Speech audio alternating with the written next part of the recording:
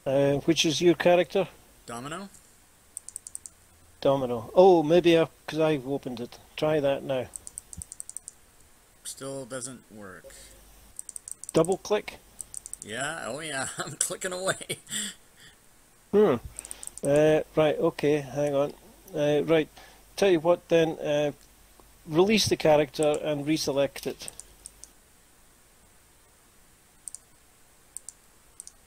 It doesn't have release for me. It just has close window on. Is the only option I have when I right-click the portrait.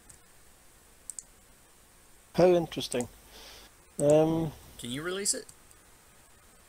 Yes, I can. Right, okay, so reselect then and... Still doesn't open. That okay, is you've got odd. me, I haven't a clue. That is very odd. I mean, I can open it. It's... Okay, looking. it opened now. Yeah, I think my combat tracker was in the way somehow, and so when I closed that, that's what happened. Oh, okay, right. Sorry, well, everybody. That's fine. Panic over. No, that's good. Right, down the left-hand side of your character sheet, you will see your abilities, and you'll notice that in the bottom left-hand corner of each of the abilities, you'll see a little dice, a little 20-sided dice thingy. If you mouse over one of your abilities until you get a hand icon, and then double-click, that will automatically roll a dice. So if you wanted to make a dex check, for example, then you would just hover over dex, double-click, and it will automatically make a dexterity check for you. And as you can see, it's taking into consideration your plus or your minus or whatever. The figure in the little figure down the bottom, like I'm looking at Domino's one, he's got strength 8, and underneath that he's got -1. That's his penalty, or if you like. And if you've got a plus there, that's your plus. So Fantasy Grounds will make those rolls for you. You just need to pick the right one and double click. Anywhere you see a little box with a dice in the bottom left hand side, you can double click. So if you check the other side of the right hand side, you'll see the saving throws. I've got that little box as well, so you can double click in that box and that will make a saving throw. If you check out the middle, right dead center of the sheet, you will see your initiative, and again there's a little dice box there, so you just hold your mouse over the initiative and double click that and it will roll your initiative for you. Now another thing that you can do if you wanted to is if you hold your mouse over the initiative, the figure in the initiative box, and just grab it and hold it, and then drag it over to the F key down at the bottom. At the very bottom there, you'll see a row, and if you just drop the dice in there, it will allocate initiative to that key, and you can then from now on, when you need to roll your initiative, you can just press F1 or F2 or wherever you've dropped it. Okay, can everybody see that? Yes. Right. If you want to clear the box, just right click over the box and you will get a label there and it just says clear slot. You can also edit it, so you can call it anything you like. You don't need to have it as initiative.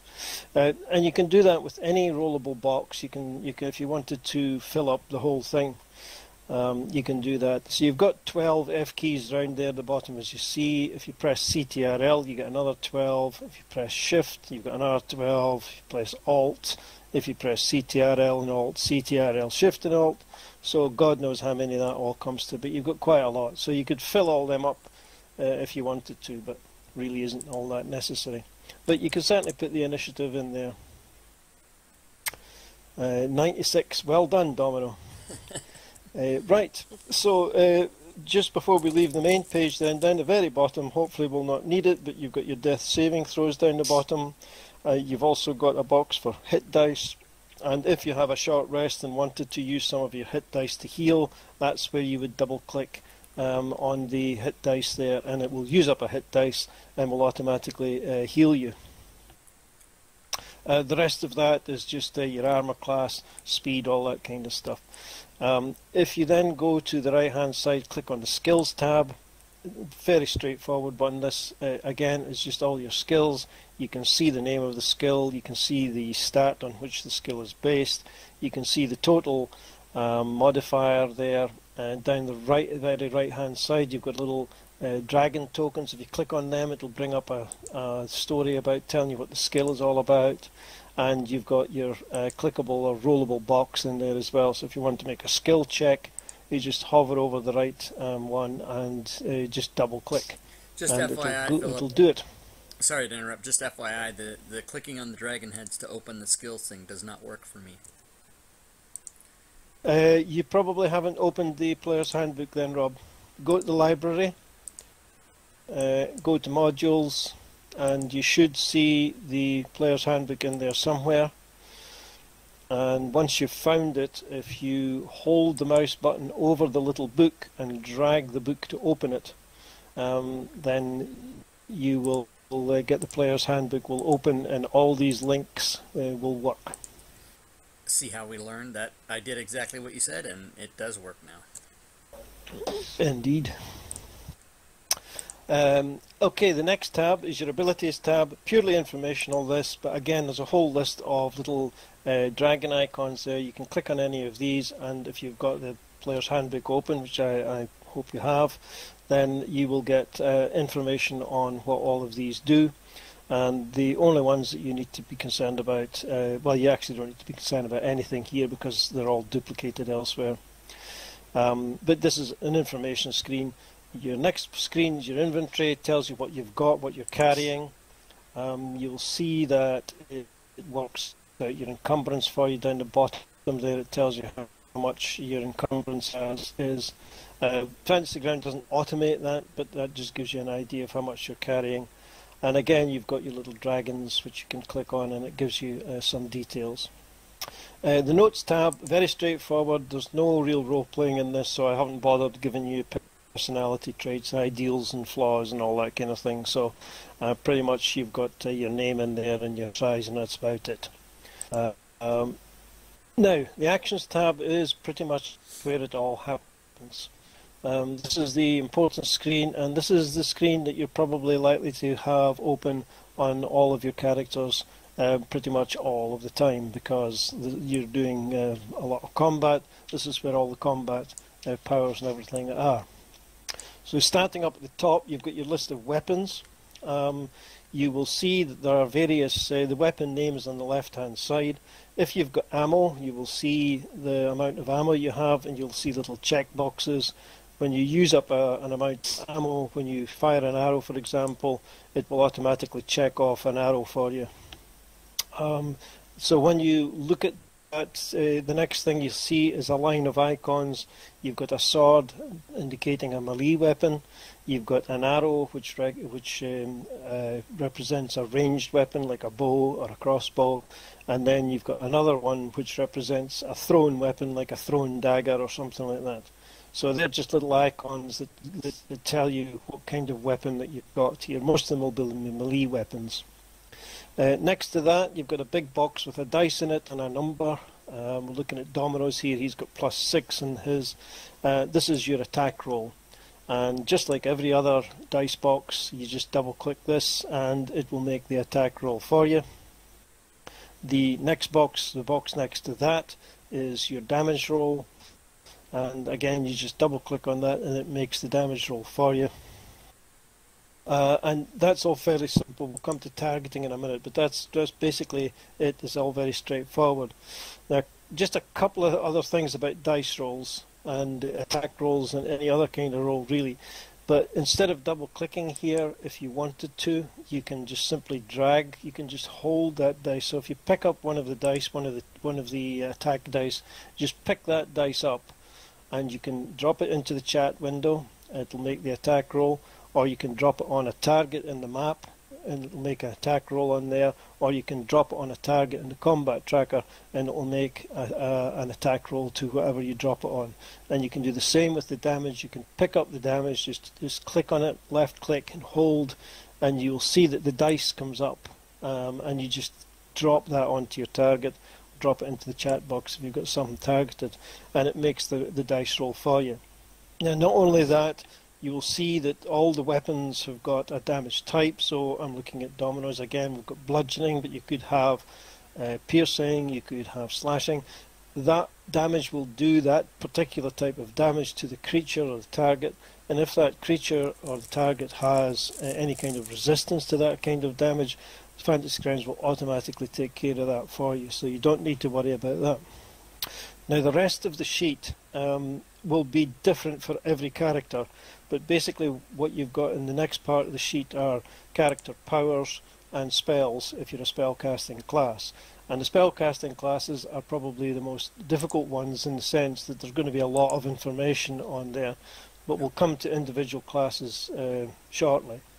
But what you will notice is in all of the spells, all of the sheets here, in almost all cases, Domino probably being the exception, you'll see lots of little icons. The little running man, there's little dice, there's little blood drops, and little red crosses. And if you mouse over them, it gives you an idea of what they're going to do.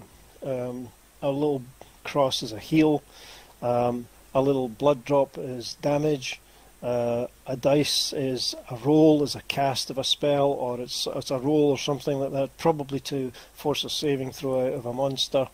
And the walking man is an effect, which is something which is going to affect either you or the target of that effect. It might give you some kind of advantage on an attack, or it might give the creature a disadvantage on an attack. Effects are probably one of the most complicated parts of Fantasy Grounds and the most difficult bit to get your head around. But I've set all of these up, so all you need to do is, once you've got a target, is you just need to click on that little running man or a little walking man, and it will drop the effect onto the creature. And you shouldn't really need to worry about it after that. It should just work straight out the box, as it were. Now, your spellcasters as well, you'll see that there are spell slots up at the top there. And so whenever you cast a spell, if you cast a first level spell, then you need to manually click off one first level slot. You've only got a limited number of slots, but you need to manually click that off, because Fantasy Grounds doesn't know if you want to cast that spell as a first or a second level spell, for example. So you need to decide that, and you need to click the spells off once you've got them off. If you use up all your spells will disappear from the character sheet. You won't be able to cast them until you take a rest. So that's a brief overview of the tabs. The other thing is, if you were going to make an attack, for example, an opportunity attack, then when you roll the dice to attack, hold down Shift as you're doing so, and that tells Fantasy Grounds that it's an opportunity attack. That can be important in some instances, but it's not absolutely necessary, but it can be important. And it will show you in the dice box. As you see, Pinch has just rolled that there, and it shows you in the dice box that that's an opportunity attack. If you want to do critical damage, maybe for some reason or other you are allowed to get critical damage and the program won't give it automatically, when you're doing damage, double click or whatever, hold down Shift as you do it, and it'll give you a critical hit. Right, okay, let's just quickly go through the characters one by one. Right, so Midnight, if you have a wee look at your Actions tab, obviously you've got lots of spells here. Right. Now, if you look down to the first level spells, you'll see one called Mage Armor. Yes. You should probably have that cast on you at all times. Either you cast that on yourself, because you've got low armor, or you could cast it on Domino, who has also got no armor, or you could even cast it on Fitz, who also has no armor because he's a barbarian. I believe he's got no armor. What on earth is he doing with AC 7? How did you manage to get your dexterity to 1? That's a good question.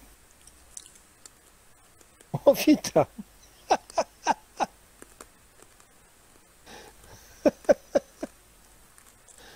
That's excellent. There's no function for locking character abilities from the DM side. Or No, something? no, there's not. You can play with that and do whatever you like with it. Right, let's backtrack. He's 17, 15. It must be at least 14. Yeah, it must be at least 14. Yeah, okay. I'm glad I spotted that. Right, so Midnight, as I say, you've got this spell called Mage Armor, so it lasts 8 hours, so you should pick a target, either yourself, either Domino, or either Fitz, and you should cast that on them. So you decide, you think about who you want to cast that spell on, and who would get the best benefit out of that. So if you, as you see there, you've just clicked that. If you just click that button, and if you look at the combat tracker now under Midnight's name, you will see that you've got an effect on you called Mage Armor AC 3. And basically what that will do, it won't change the AC on your main Fantasy Grounds tab or your character tab. Your AC is still 13 there, but when Fantasy Grounds tries to roll a hit against you, it will take that extra 3 points of AC into consideration. Your spells, generally speaking, you would just look at these. You've got various things there, casts, and you've got damage, and we'll come to them as we come along and as we go through it. But that's your main thing I wanted to point out for you. Right, the rogue, now pinch, your sneak attack is one of the ones that you're going to want to really be familiar with. And if you go into your abilities tab and you can open up sneak attack, there you can click on the little dragon beside the sneak attack, and it gives you information about that.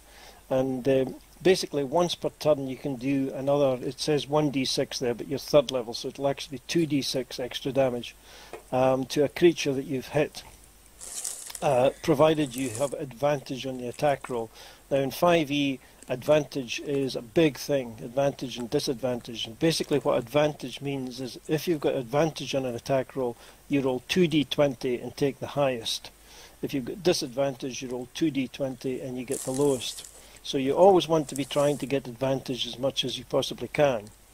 And to this end, I play with an optional rule which is in the Dungeon Master's Guide, which is basically flanking, which if you're familiar with the 4th edition and 3.5 edition rules, flanking means if you have got an ally who's directly opposite you, you've got an enemy in between you, and you can draw a straight line between you, the enemy, and an ally, then you have advantage. You're flanking the attacker, you're flanking the monster, and you will get advantage on your attack roll.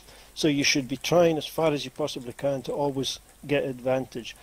But the rogue doesn't need to have that kind of complicated setup as long as there is another ally within 5 feet of the enemy that he's attacking. He has advantage. So the rogue should be using that all the time, as much as he possibly can. And just before you roll for damage, you would go to your actions tab, and you will click on that effect which says sneak attack. It will plant that effect on you, and when you roll for damage with your normal weapon damage, it will roll another 2d6. It will roll that extra damage for you. But you only plump onto your target, onto yourself, just before you roll the damage dice. So that's the main one that you need to be looking out for. But again, don't worry about any of these things. I don't expect you to sort of just pick all this up and retain it all. Right, the monk, you've got a couple of options here for your monk. You've got the martial arts skill, which is one of the big things. So essentially you're going to be hitting either with a one-hand quarterstaff or two-handed quarterstaff, because the two-handed will do slightly more damage because it's versatile. And as a bonus action, you can always do a sort of a butt end of the quarterstaff, which is the first line there under Dart. You've got quarterstaff martial arts bonus, and basically you get an extra 1d4 of damage if you hit with the butt end of your quarterstaff, and it's a bonus action.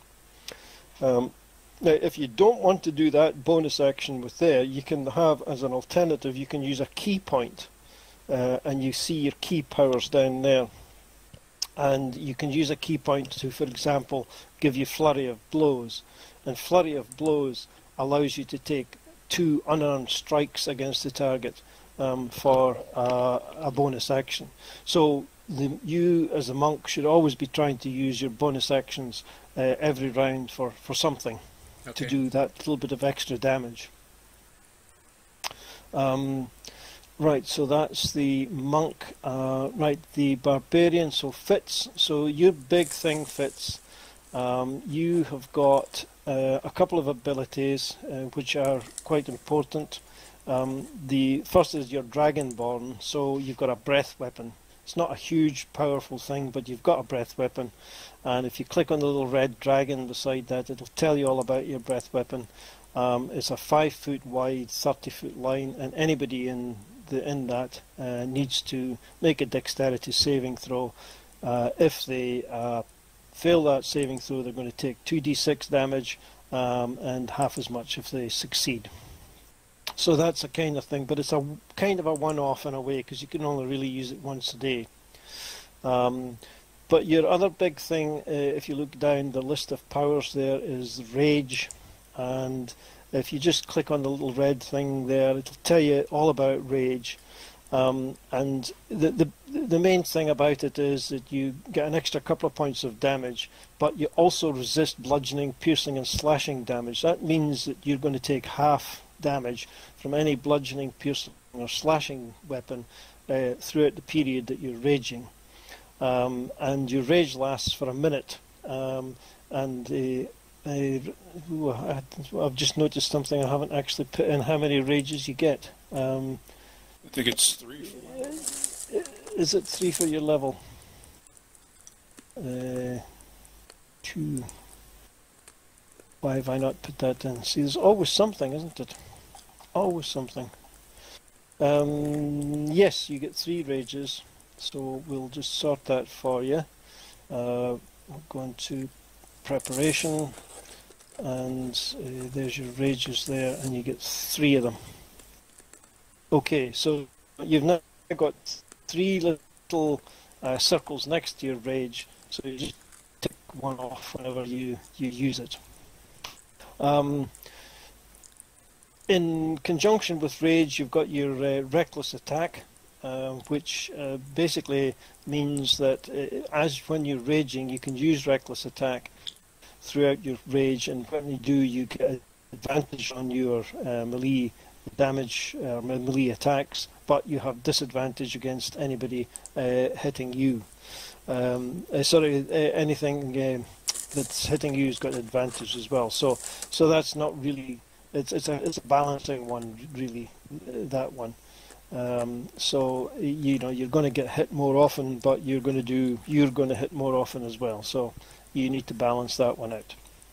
Now, the one thing that you have on you all the time, and that's your damage resistance because of your Dragonborn ancestry. So if you just click that effect that's there, which gives you resistance to lightning, you just click on that now, and that will automatically put that effect on you. So if you get hit by lightning, then you're going to take half damage from that. Just find that under powers is find damage resistance, and see the little running man or the little walking man. Just click on that and it'll put it on there for you, and you can see it now on the combat tracker. Right, okay, so that's the barbarian. Ridgely, right, only one thing that you really need to worry about at the moment, and that's your heavy armor master. That's another one of these things that's on you all the time, and you'll see that it's a feat. About heavy armor master, can I Yeah? swap feet for the great weapon master feat? No.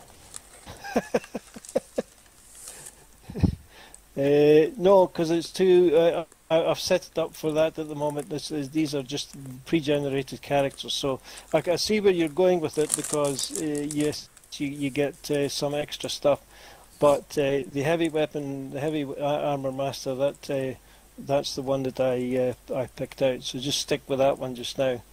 But that one gives you 3 points less damage from all slashing, bludgeoning, and piercing non-magical weapons. But I see where you're going with the Great Weapon Master, because it does, but it means you need to think a little bit more, and you're not going to maybe do just as much damage, but then you've got a huge strength, so that's going to help you as well. You're going to hit a lot more. Right, okay, and Sinead, another one where you've got quite a lot going on the action tab there, because you've got a lot of spells.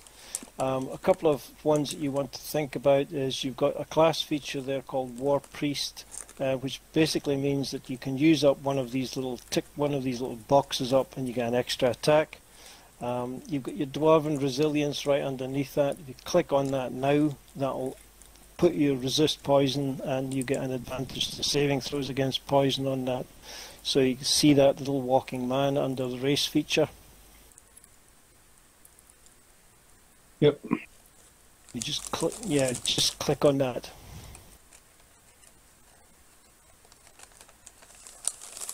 Oh, I'm sorry. Which one are you asking me to click on? I was reading something. The Dwarven Resilience on the race features. You go to your actions tab and just scroll. There you go. Right, so that's got your resistance to poison and your advantage save to poison. So that means that Fantasy Grounds now handles all that for you. You'll see you've got a whole pile of spells there, and we'll just come to them as you come to them. But basically, it's all set up as much as you possibly can. Yep. You've got your weapons up top. Question. I know some classes get back spell slots as part of a short rest. Clerics don't get that. Clerics don't get that. It's the Wizard's Arcane Recovery and Sorcery points, I believe, are also recovered after a short rest as well. But we haven't got anything that complicated. You may not even get a short rest during the adventure anyway. Right, okay, now couple of other quick things. Somebody mentioned the dice tower down the bottom right hand corner there. You'll see that there is what's called a dice tower. It's a little thingy. Basically, if I ask you to roll a dice into the dice tower, then you pick the dice up from wherever it is and drop it into the dice tower, and I will see what you've rolled, but you won't see what you've rolled. So basically, it's a way to make a hidden roll, or a sort of a roll that you can make yourself, which perhaps in paper and pen the Dungeon Master would have made for you, but you get to make the roll. You just don't get to know what it is. Now, a couple other things. I will be whispering to people during the game. So basically, all I'm doing here is just whispering to each of you individually, and when you see that come up like that, when it says whisper in brackets, and then it gives you your name and the message, it means that only you are hearing that. Nobody else is hearing that. So it's up to you whether to tell the rest of the party whether the information that you've been given should be distributed amongst the party or not.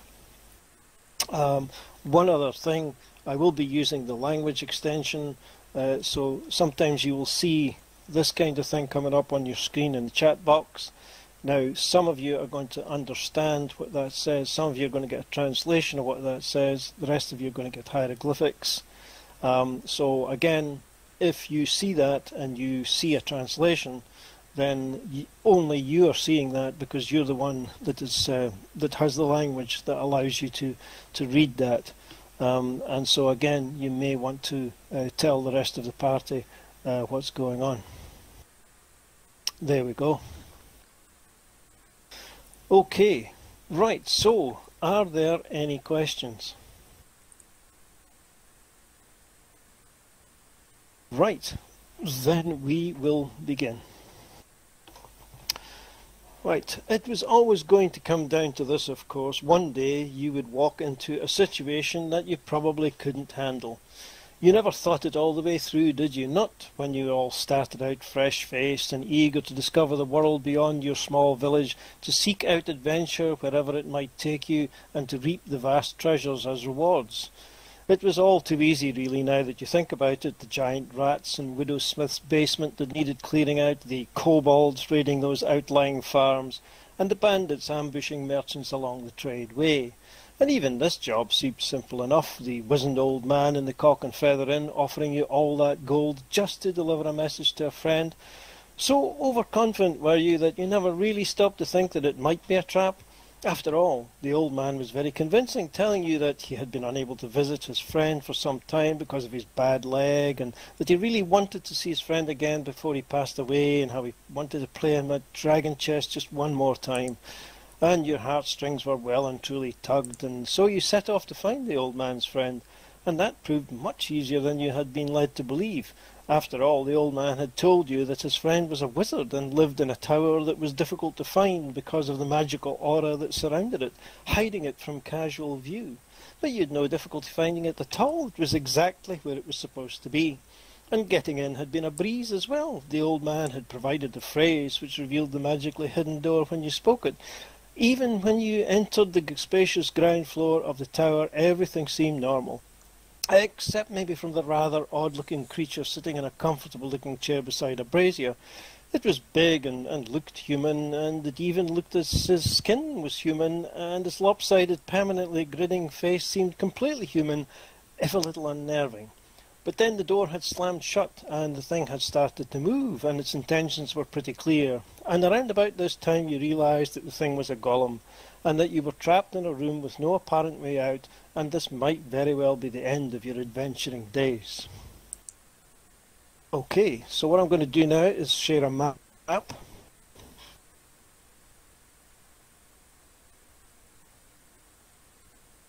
Now if the map comes out too big, you want to reposition the map. If you just hold down the CTRL key and just the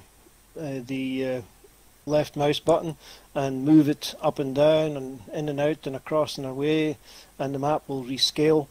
And then once you've got it to the kind of position you want, then you can just use the mouse middle button to increase or zoom in or whatever, and hold down your middle mouse button to move the map within the window that you've created. Okay, you can see yourself all on the map. So now what we'll do is we'll put the golem on the map so that you can see what you're up against here, and we need everybody to make an initiative roll.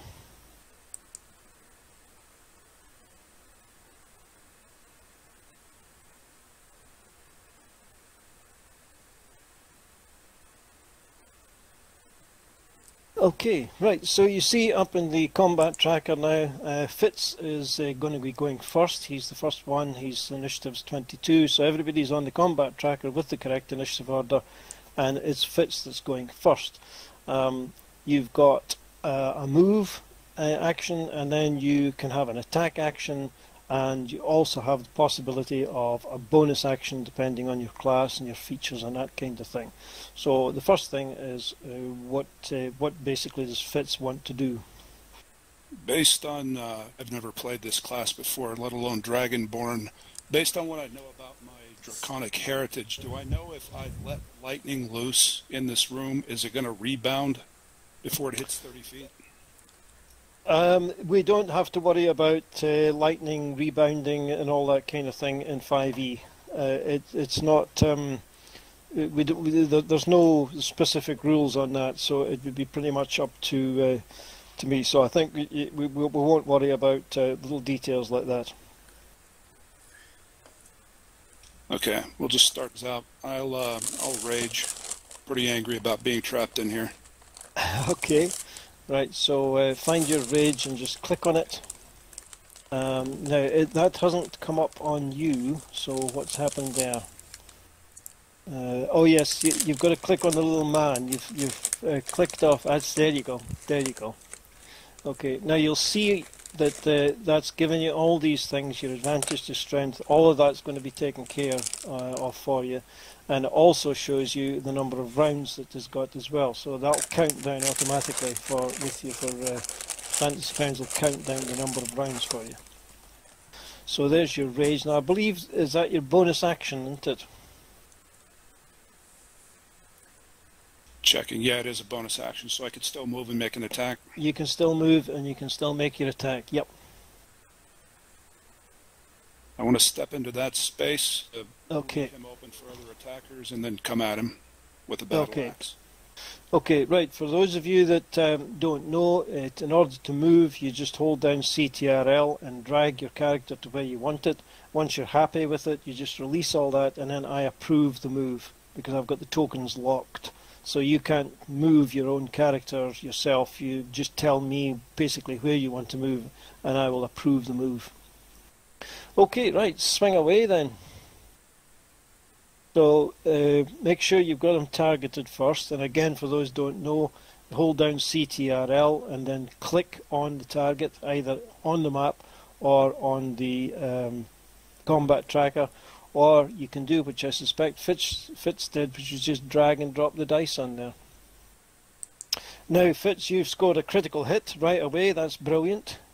So now roll for damage, and we'll see that Fantasy Grounds will take care of all the damage. It'll roll the right amount of dice. So it's rolled twice.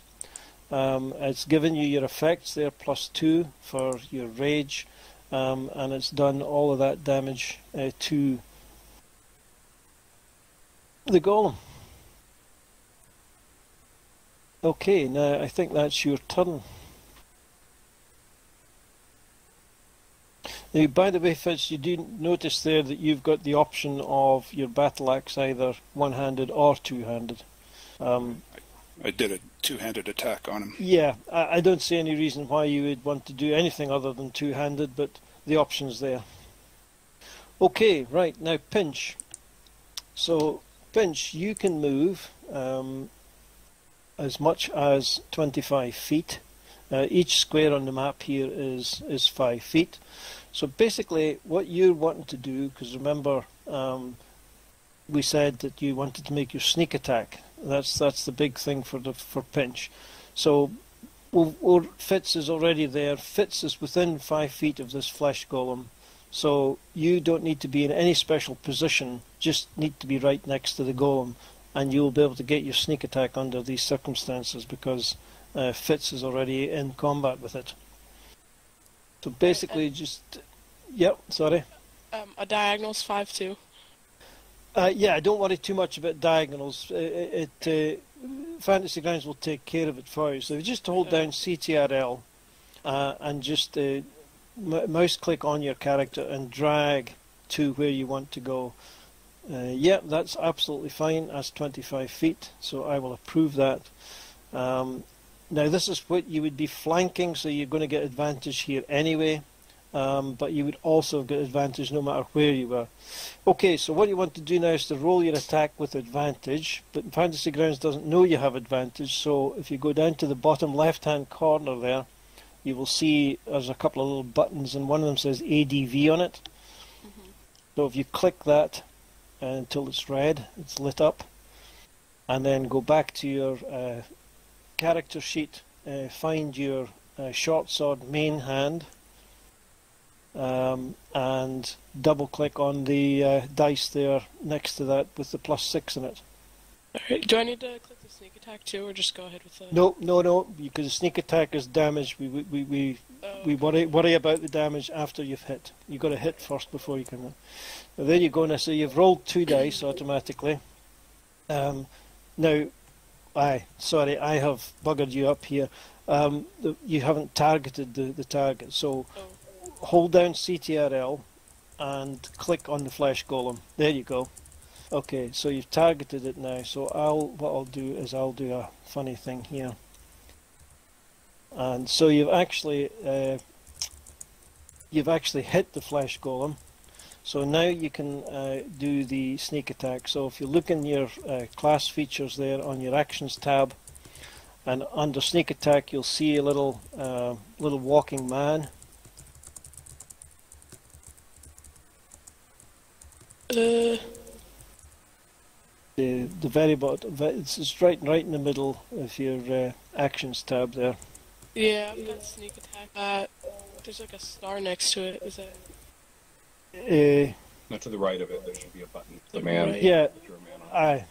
it's a little button with a Oh, I see. I see. Yeah, so click on that. Okay, now that's you set up your sneak attack, okay? So now go back up to your short sword main hand and find the 1d6 plus 4 piercing damage. There you go. And it's put all that on it. Right, originally there isn't a flanking bonus in 5e. It's an optional rule that's in the DMG, which I like to use. But in the normal rules there isn't a flanking bonus. Oh, okay. Right, okay, so that's you have done your main hand attack, pinch. So you can now do an offhand attack. You've got a bonus action to do your offhand attack if you want. And that's the next line down is short sword offhand. So you've already got the golem targeted, so just double click on the short sword offhand, the big dice there. 2 dice rolled again, there you go, excellent. You've hit again, and just do the damage. 1d6, just double click that. And there you go. Now you have noticed, in fact I'll tell you what, right, there you go. Okay, so pinch, that's your turn finished for the moment. There's nothing else you can't do any more attacks, so just click on the little icon down the bottom of the combat tracker. Bottom left hand side, it says next actor. You click on that, and Domino's turn now. Okay, she's going to step up to the golem and bring the full force of her quarterstaff down on its head. Excellent. Remember and target it. Oh, right.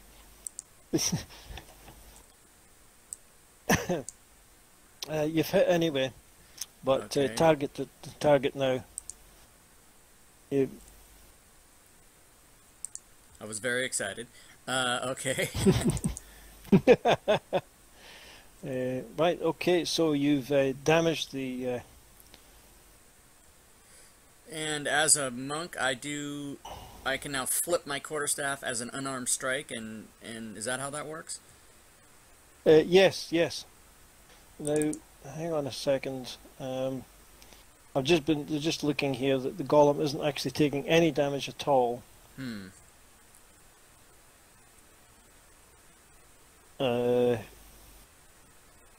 Oh yes, well that would be absolutely correct. Yes.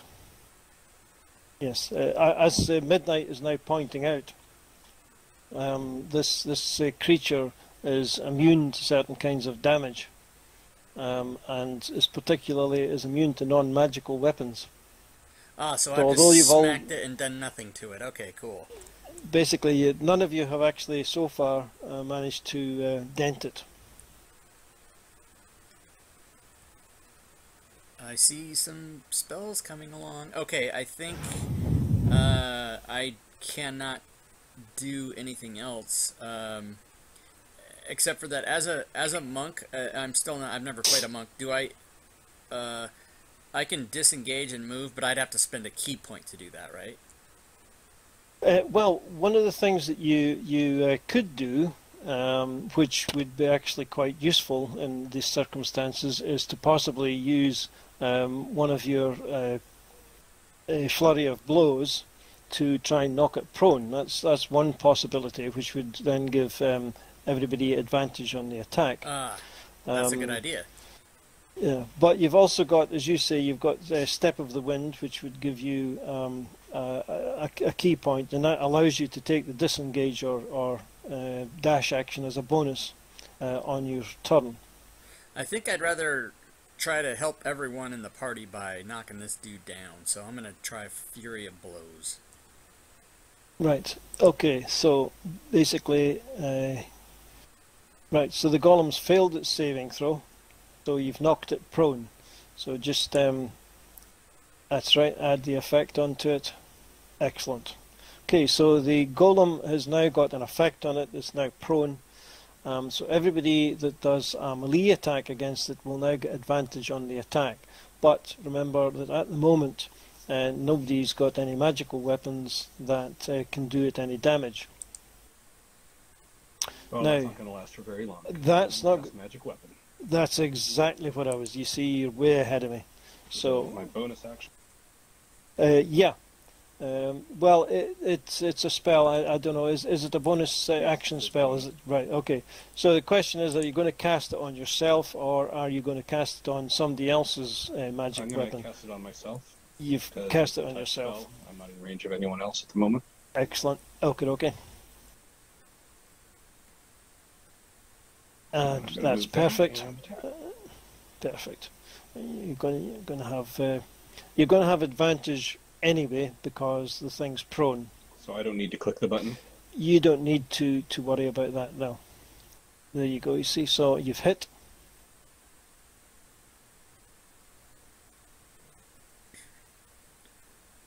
Okay.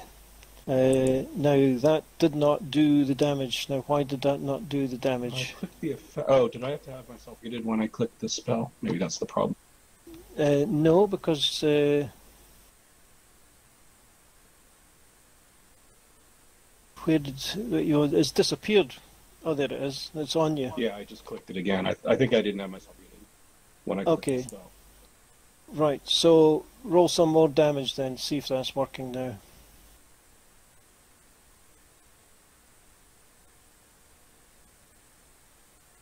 Yeah. No. Did it work? Yep, yep, it's working now. That's working now. Okay, now before you go, you could use, since you're the only one with a magic weapon at the moment, you could use your one of your war priest uses to I used my take an extra attack. Oh, you've right. So that's right. So okay, you can't do that again. Excellent, well done. Okay, right, Ridgely. Since I can see that my weapons are going to have no effect, I'm just going to cheer on the party. Get that golem.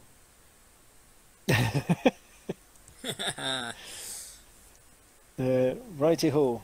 Okay, so the golem is prone at the moment, so it's going to have to spend its movement getting, or half of its movement anyway, getting up. So it's no longer got the prone condition on it. And it's... right, so it's going to...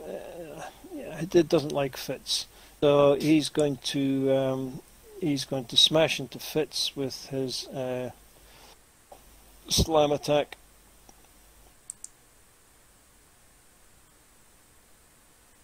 And but Fitz is easily able to dodge out of his first go at hitting him. Oh, and Fitz manages to dodge the second one as well. So Fitz has done pretty well there. Okay, Midnight. Now you realise that things aren't going terribly well for the fighters here because their weapons aren't really doing this thing any good. However, you've got lots of magic, so magic is where it's all going to be at here. So you're probably looking to cast a spell. There we go, Firebolt. Okay, so you've cast the spell, you've hit it. And now do the damage. Click the blood icon. Oh, nice. Okay, nice work. Okay, so you've started to get some damage going on the flash golem now. So that ends your turn, and it's back to Fitz. Not a lot I can do to this guy. How do the grappling rules work with this? You basically just say that you're going to grapple, so it's an opposed strength check basically. So you would make a strength check into the dice tower. I'll make one for the golem, but I don't know whether or not you've got any particular abilities to. You just got your strength basically, haven't you? Yeah, advantage on strength, I think, while I'm raged, but I'm not... Restraining just keeps him from moving. It does a wee bit more than that, because, you see, restrained, if you're restrained, you are... Yeah, your speed becomes half. Attack rolls against the creature have advantage. The creature's attack rolls have disadvantage, and the creature has disadvantage on dexterity saving throws. So if you grab, yeah, yeah, grapple the thing and turn it towards those who can actually damage it. yeah, right. So okay, an excellent idea then. So let me have a strength check into the dice tower.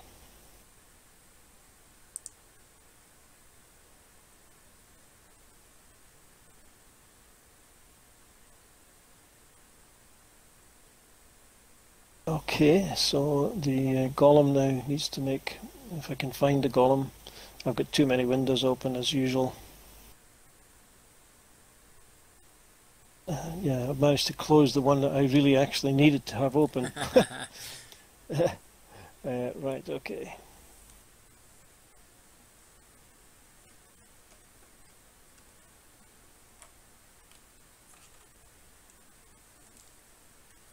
Right, okay.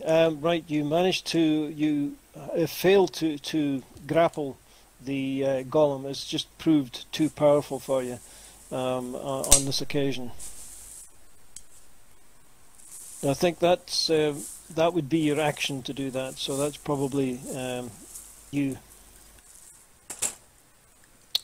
Right, Pinch. Alright, take a step over here. There's not a whole lot I can do either, right? No, but you can stay where you are because that means it fits, and you will continue. Yeah, will continue to get advantage on any attack rolls and things like that. So it's probably not worth moving. But yeah, exactly, you don't have a whole hell of a lot that you can do against this thing. All right, so I'll join the cheering. Okay. So Domino, she, realizing that her hands and weapons are not going to affect this golem, will remain in position in case advantage is needed, but just take the dodge action. Okay. Patient defense, yeah. Or you just, oh no, you're just taking the dodge action. Yeah, yes, that's not one of the just simply things. taking the dodge. Yeah, which I think gives disadvantage on the golem's attack. Is that what it does? Yes, it should do. So let's see. It's not one of the ones that's on the effects. It's actually not. I've seen DMs just put dodge in there, or grant advantage or whatever. I'm sorry, grant disadvantage. But yeah, it's not one of the Fantasy Grounds effects, which is what I. It's strange, that, isn't it? Yeah, I put it on the wish list. Well, it's easy enough to do. Of course, we can just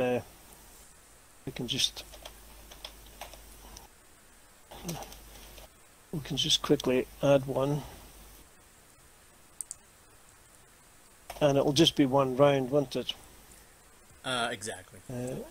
Yeah. Okay. Right. So you've got unable to decode effects. Oh, that's because I haven't tabbed out of it. Right. Very good. There you go. Right. Okay, so it's Sinead again. Now, Sinead, you've also got... And then use my bonus attack to do War Priest to attack Sin. Indeed. Okay. Remember, you've got advantage on the hit. You've hit anyway, so you don't need to roll again, but you've got advantage on the hit. Okay, you've damaged it. Remember, and give yourself advantage before you roll to hit this time. There you go. You've hit again. Okay. Right, so Sinead is fairly chipping away at this golem. Now, I would do something else for the rest of you, but the magic weapon is a concentration spell, and like all my other spells are concentration spells also. So if I use them, my magic weapon goes away. Indeed.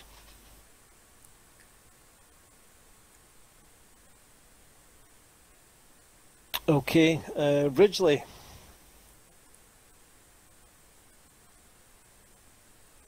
Not an awful lot you can do either, I don't think, is there?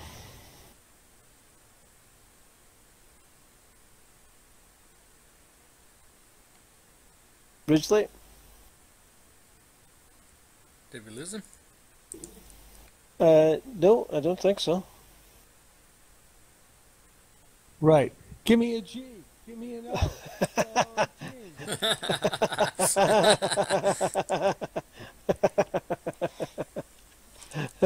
Should have been Bard.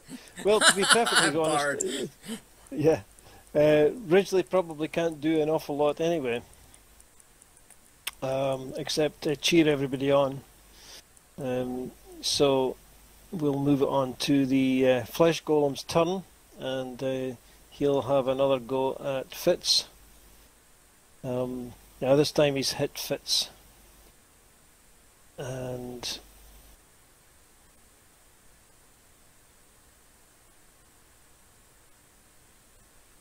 Fitz has partially resisted some of that damage because of his heavy armor master. And Fitz has managed to avoid the second one.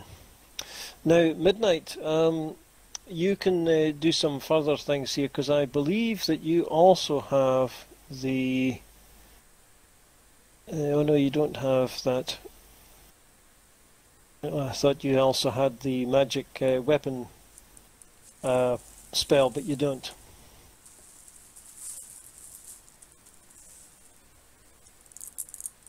Okay, so you've hit the Flesh Golem. Ooh, excellent damage on the Flesh Golem there. Nice. Okay, right, we're back with Fitz. I'll try continuing the wrestling match with me and this thing. Excellent. Remember, you've got advantage. Well, you've got advantage anyway because you're raging, so it's a strength check. So, oh well, this time you've done an awful lot better, and you have managed to grapple the golem to the ground, and you're holding it in place. So the flesh golem is now restrained and grappled. Right, Pinch. Yeah, I think Ridgely and I can invest in some team jackets. Okay. Right, and Domino, you two are kind of in a difficult situation here. Yeah, she's just gonna spit on it a lot. Okay. Right. So, Sinead, back to you then. Maybe my spit might have acid in it. I don't know. Okay, a good solid hit there.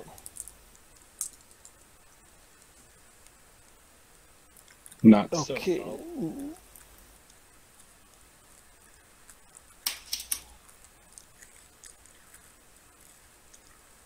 That's another hit. Oh, come on. Okay, yeah. Remember, you can't cast that magic weapon again, of course, but on somebody else, it'll drop off of you.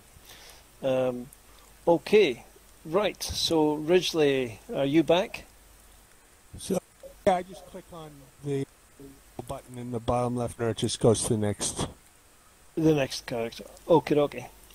Right, okay, so the Flesh Golem is grappled, so it's going to have to try and make a strength check to escape from its grappling.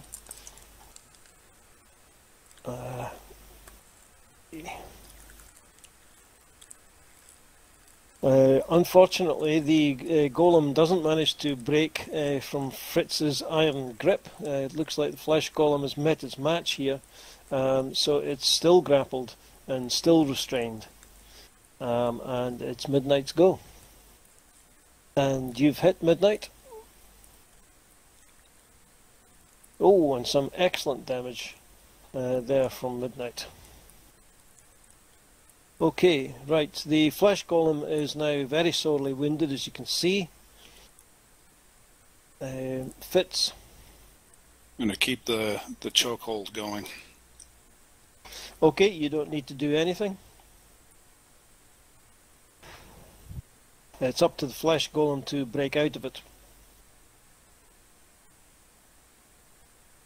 Okay, Pinch. And back to Domino. Sinead, looks like the spellcasters are up here again.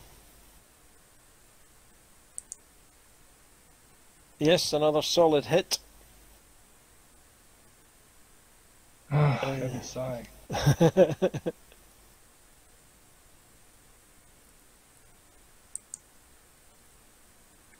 And another hit.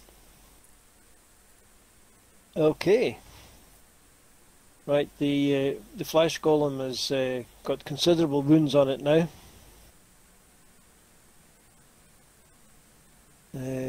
Okay, right, the flesh golem is going to try and get himself out of this mess that he's got himself into. And he's failed once again. Goodness me, Fitz has fairly managed to keep him under control here, got an iron grip. And there's another hit with the firebolt. My goodness, and another 9 points of damage to the golem. And the golem has fallen over and flops to the ground. Nice. Okay, right, the golem falls to the ground with a wet thump, and you look at one another, panting with relief. You become aware of a hazy light which coalesces around the brazier near the east wall. Gradually the light solidifies, and in the dancing orange flames you can see the face of a wizened old man.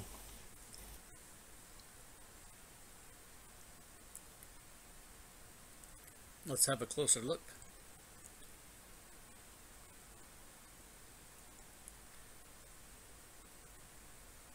You're in no doubt that the image is that of the same old man who tasked you with delivering a message here, but this time he is not in the room with you.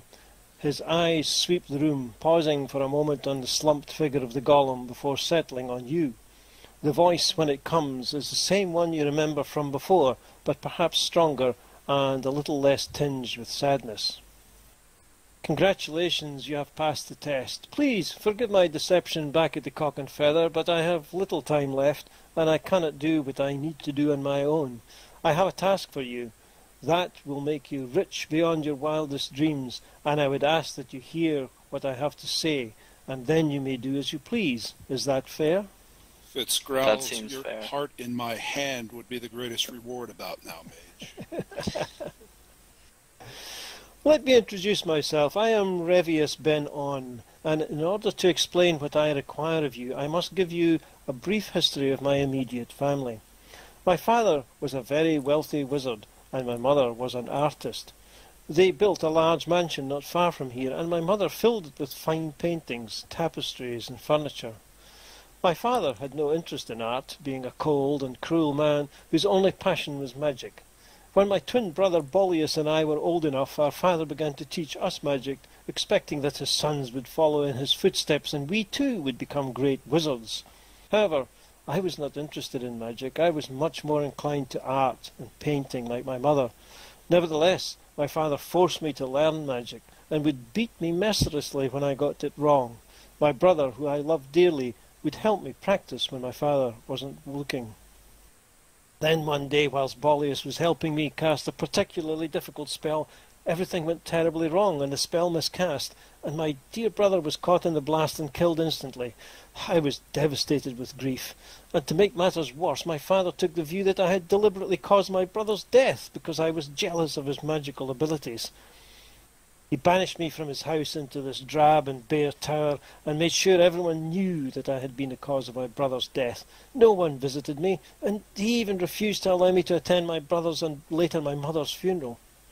And when he finally died, I thought I would be able to move back to the house I had grown up in, but the cold, heartless bastard had one last trick to play on me. In the months leading up to his death, he had all the paintings, tapestries and books stripped from the house and moved to the tomb that he was to be interred in. He then warded the tomb in such a way that I could not enter it.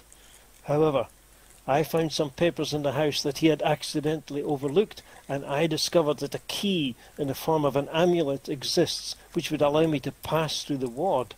I have no doubt that this key is also buried in his tomb. I have in the past hired a number of adventurers to bring me this amulet, but none have ever returned. I was foolish enough to pay some of them a fee before the work was done, and I suspect that many simply made off with the gold rather than actually try to help. Others, however, just didn't come back. I have since devised the test with the golem to find out how competent those who I give this task to are. I have no desire to send untried adventuring parties into what must clearly be a difficult situation. But my time is nearly done, and I will soon die, and my greatest desire is to look upon my mother's paintings one last time before I do so. I implore you to help me. Please, recover the amulet so that I might find a little solace before I die. I will give you half of the treasure in the tomb if you do so. You will be rich beyond your wildest dreams. I'm down.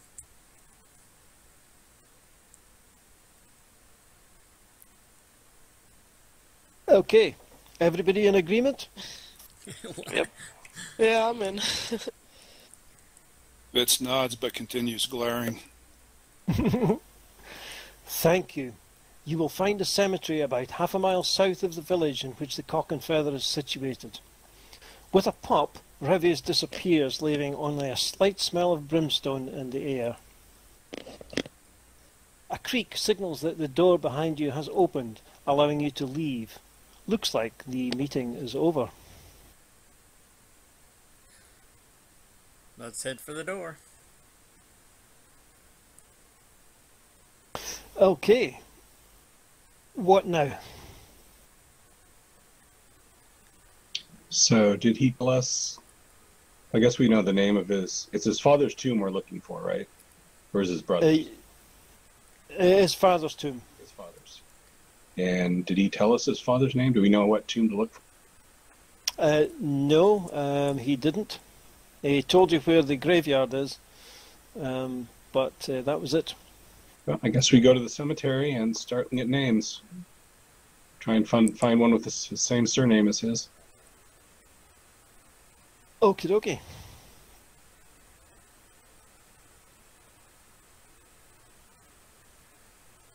You have no trouble at all finding the graveyard. It's set on a low hill surrounded by a wooden picket fence with an incongruously ornate iron gate. Inside the fence, the gravestones range from simple field boulders, hand-painted with a name, to carved slabs with engraved letters picked out in black or gold. Here and there, small bunches of flowers in various stages of decay lie atop some of the stones. The graveyard is neat and tidy. Someone's clearly taken care of the foliage, and the grass is neatly trimmed. There is no doubt, however, which is the tomb that you are interested in. A large mausoleum stands near the centre of the graveyard, built of stone expertly fitted together and with a large, ornately carved stone door as its centrepiece. Above the door, carved into the stone, are some runic symbols.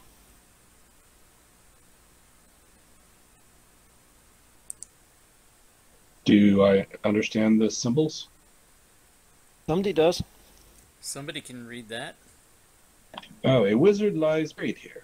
Visitors are not welcome. Well, I hate to disappoint the author of this, but I think we're going to visit anyway. Okie dokie.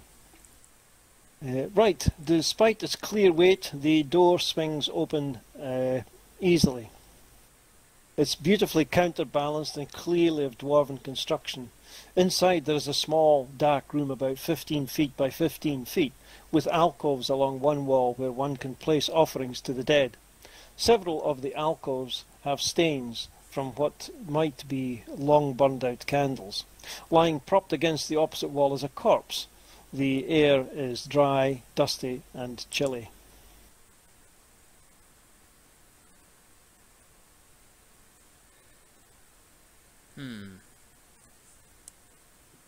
We should move in, I think. You move further into the room and you find a single unadorned door set into the back wall. You can see no visible means of opening it, but inset into the centre is a block of wood onto which a message has been carved. Let's see who can Wait. read that. Yeah. Wait a second, everyone. Sinead is going to see if there's any magical auras about. This smells like a trap.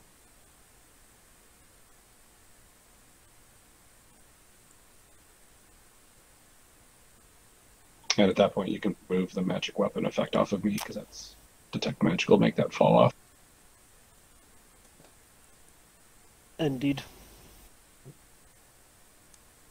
Okay. Right, so you're detecting magic, yep? Yep. Okay, the whole door bears an aura of abjuration magic, particularly concentrated around the letters. It doesn't appear, however, that this is a simple arcane lock.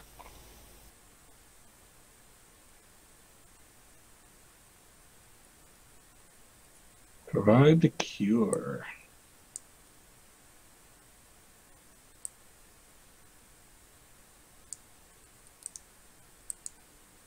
Okay, right.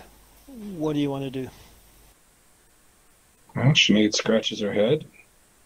It seems it's asking for a removed curse, yet it's beyond my abilities.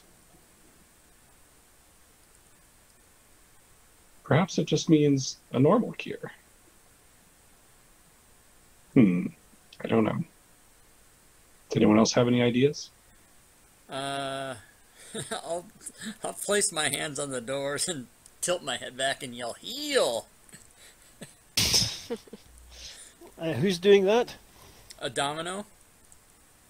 Domino. Okay, okay.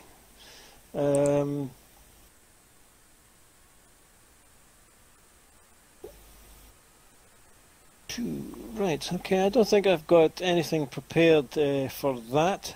So anyway, as you start to put your hands on the door, the letters start to, electricity starts to course through the letters, and Domino needs to make a saving throw and fails the saving throw and takes some lightning damage. Oh no.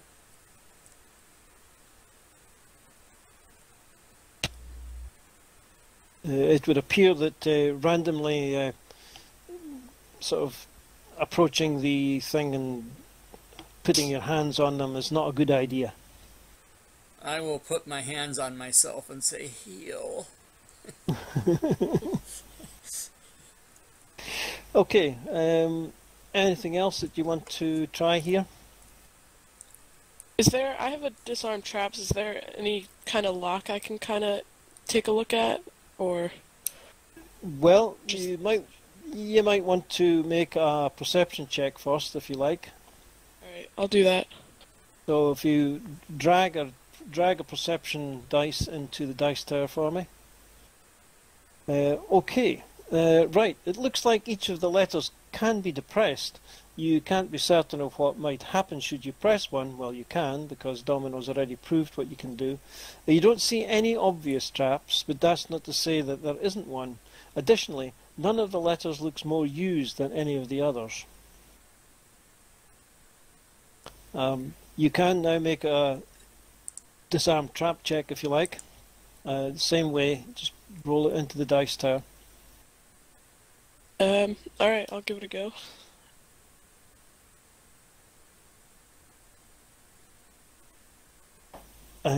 Okay. Right, you gently poke around with the blunt end of your knife, but inadvertently press one of the letters. A sharp pain shoots through your arm as a bolt of electricity arcs through the words. So you too are now needing to make a dexterity saving throw, and you have failed, and you've taken some lightning damage as well.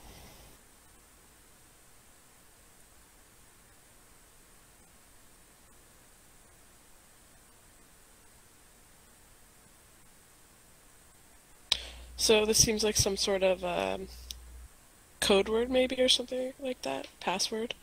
Yeah, that's what I'm thinking, but I'm squinting my eyes and tilting my head left and right, and I'm not seeing it.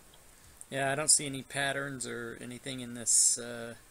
And my first thought is to just the letters at the bottom in order. Secure. Yeah. who's volunteering to... Somebody with no damage? I don't know. Yeah, it's my idea, so I'll do it. So I'll start from the left on the bottom row and just press the letters in order of the cure. Right, which character is this? Sinead. Sinead. Okay, right, Sinead, you two are now going to have to make a dexterity check. That's okay, I'm doing them for you. Oh, okay. But you have succeeded, and you managed to avoid the lightning damage. So you think that randomly pushing letters or something like that is probably not a good idea until you've worked out exactly what is needed here. Well, this guy liked magic, right? Yeah, the whole door, but particularly these letters are showing magic. So there is something magical here. It is a magical lock of some kind. You just need to figure out how the lock works and what you need to do to bypass it. And Midnight does have some clue here.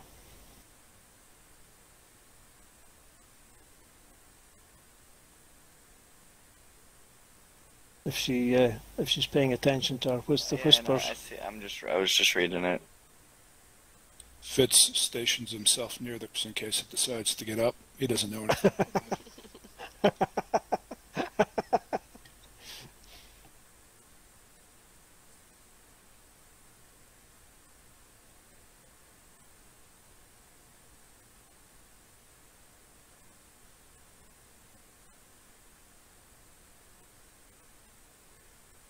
Okay. I think I have an idea. I would like to... Let's hear it. Once again, risk taking lightning damage and depress the letter S in the word curse. Well, my goodness me, that's unbelievable. You push the letter S in the word curse until it clicks home. Suddenly the letters in the word move until curse becomes cure. And then from deep within the stone comes the sound of metal grating on stone, and with a final clunk the door swings silently open. Right, you get inspiration for that. Give yourself a point of inspiration. Okay. Inspiration is a 5e mechanic, which basically you get 1 point of it at various times within the gift of the Dungeon Master to give you that for clever play or for whatever reason. And what it means is that at some future point, when you make a d20 roll, you can do so with advantage. Okay, right, well done. So you figured that out. Right, what now? You said that the door did open? The door has opened. Yeah, you're free to go in. Looking around for anything else that will emit lightning, I will bravely forward my progress. Beyond the door, a short corridor ends in a flight of steps leading down.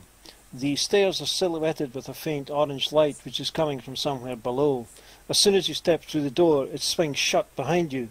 It looks like the only way is down. The stairs lead to a corridor about 40 feet or so long. Let's get a map up.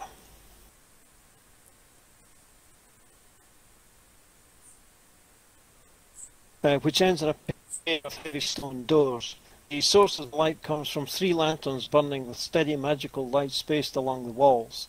There are dark passageways left and right, and disturbingly there are several bodies in various states of decay scattered along the corridor.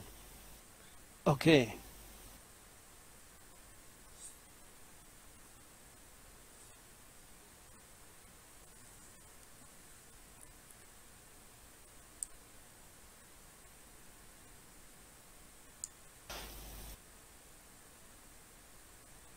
Okay. Right, everybody got the map? Yep. Yes. Okay, you become aware of noises coming from out of the darkness to the left and right. They are strangely mechanical. You have time to ready weapons before 2 apparently empty suits of armour emerge from the gloom. Okay, need everybody to make an initiative check.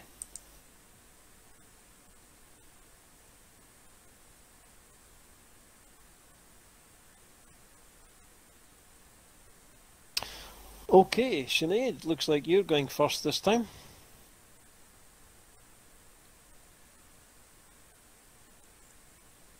I think we missed one. Did we? Oh, sorry. Oh, yeah. I'm going to delay until like 10 and a half. Let the guys in front do their thing. Now 5e is different from You can still delay, right? No. Yeah, 5e is kind of different in this. Really delaying and things like that and readying actions don't exist in 5e. What you can do is you can't really do what you want to do here, which is to sort of say, right, I'll ready an action. You can ready an action. It takes your whole, basically it takes everything that you've got to ready an action. So it's almost, I think, pretty much useless. Yeah, that's all you can do. So I suppose what you could do is you could hold a spell. You could say, I'm going to cast this spell. You've got to be, like in previous edition, you've got to be quite precise as to what you're going to do and what's going to trigger the thing. I will ready an action to cast Sacred Flame after Fitz and Ridgely have had a chance to close with them. Okay. Right, so that'll end your turn then. I'm just going to shoot for flame right now. I don't see any reason to wait. Right, okay. You can also move straight through your allies, by the way. There's nothing, I don't want to get in their way, so. Yeah. Do I have any trouble targeting either of those guys? No, you can target them. You see enough of them to target either of them. Okay, the Tomb Guardian made its saving throw. Okay, Pinch.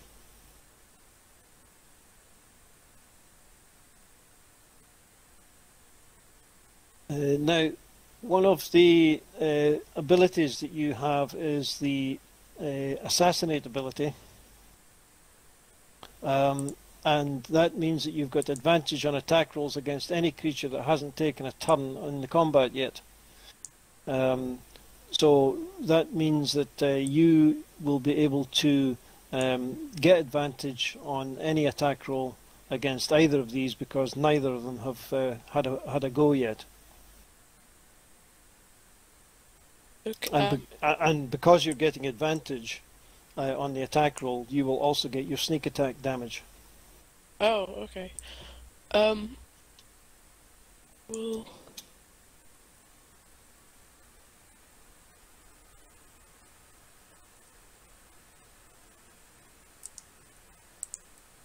okay, I'll tell you what. Can I suggest that? Yeah, can I suggest that you move there? back. Yeah. Oh, can I move into this spot? Yeah. Okay. The opportunity attack rules are kind of different from here as well because you can move here and then you can move there and you're not provoking an attack of opportunity, which you would be doing under 3.5 and I think also under 4 because you haven't left the area of effect or the reach of this creature, and you can keep going right round the thing, and as long as you don't leave. If you go there, you provoke an attack of opportunity, but you're not going to do so there. So since you're in there, you can also now see a bit more of this room that you're in.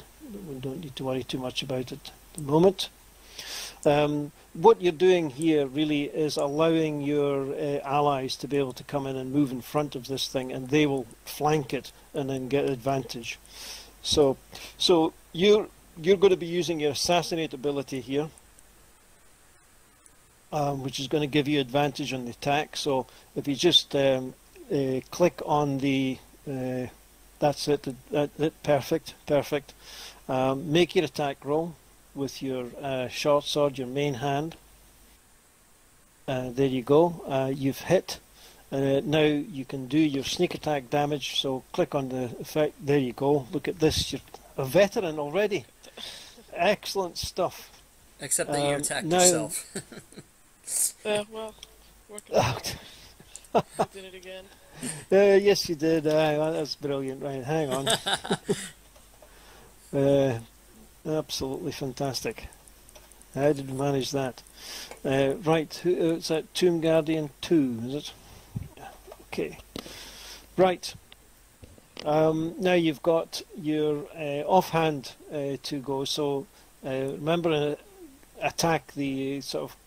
Yeah, you've got it. You've hang on, and I shall sort your. You've got yourself targeted again. So I shall remove you. Right, so there you go. That's the target's cleared. So just target the Tomb Guardian 2 again. That's you. Right, now you've got your offhand sword attack. Yeah, so just click that. Now you will have advantage on it, so roll again. Oh,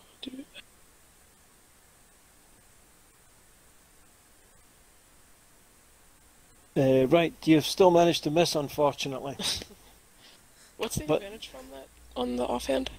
You're getting the advantage because you're using your assassinate ability. Okay, so that lasts the turn. It basically, whenever you make an attack against something that hasn't gone yet, you get advantage. Okay. And just as a little assist here, Philip, if you don't mind, she rolled and you asked her to roll again to simulate advantage, but she actually clicked advantage, therefore technically rolled 3 times, even though she still missed. Yeah. That's why I let it slide, because both were misses. So right, but just to help her with the mechanics of the software. Yeah. Okay, right. So Pinch, I think that's your shot done. So if you want to pass things on to Ridgely, end your turn. Since the creature's being flanked, I have advantage on this attack? Yes, you're going to have advantage on this attack. Unleash the beast. Remember and click, there you go. And so you've managed to miss, unfortunately.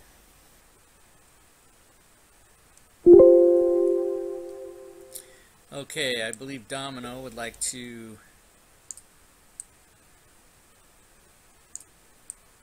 use her 40-foot move to come and set up an attack from the other side to hopefully give someone advantage when they come here. Okay. And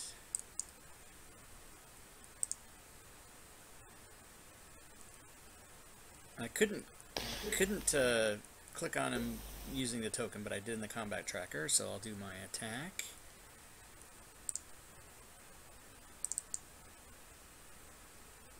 Okay, that's a hit. Okay, and I'll do my martial arts bonus attack. Oh, you've missed this time. Okay, and I believe that is it. Indeed it is. Okay, Fitz. Barbarian will follow the monk's lead. Go to the opposite side of this hulking armored figure. It shows me in a raged condition, which I'm not. Yes, I'll remove that. Okay, yes, now you will get advantage on the attack, so remember and target it first. Okay. Is this you can CTRL and click either on the map or on the combat tracker, whichever way is easier for you. And then click on the advantage button, and oh, you've managed to miss, unfortunately. The last 3 advantage rolls have not helped people. I don't like it. They haven't helped people at all. It's astonishing, really, that that they haven't. But there you go. That's the way the cookie crumbles. Okay, Midnight.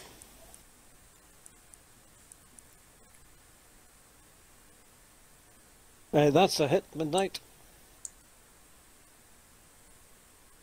My goodness me, you see that spell? I've never seen that spell do so much damage in all the time that I've been playing this game. Firebolt is an awesome. It's because it's a free spell. Yeah, but I've never seen it. I mean, she's been rolling 9s and 10s. Yeah, it's awesome. Absolutely awesome. Okay, right. So Tomb Guardian 1. Right. Okay. So. Right. He doesn't like Fitz. Thinks that Fitz is the main threat. So he's going to do his 2 sword attacks against Fritz. So he's managed to damage him. He's going to take his second attack. And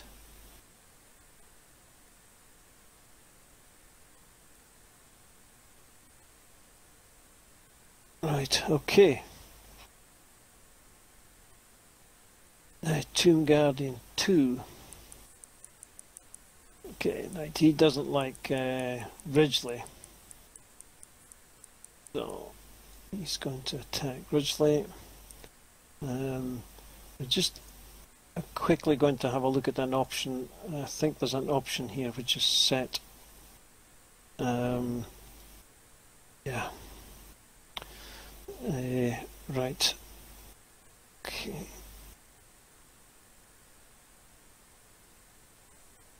Yeah, he missed Ridgely with that attack, and he's going to take his second attack. But this time he's hit Ridgely, and he's done some damage to Ridgely. Okay. Right, Sinead. So Sinead is going to call upon the power of Morden to protect my allies. And cast Shield of Faith on Fitz. Okay. Nice.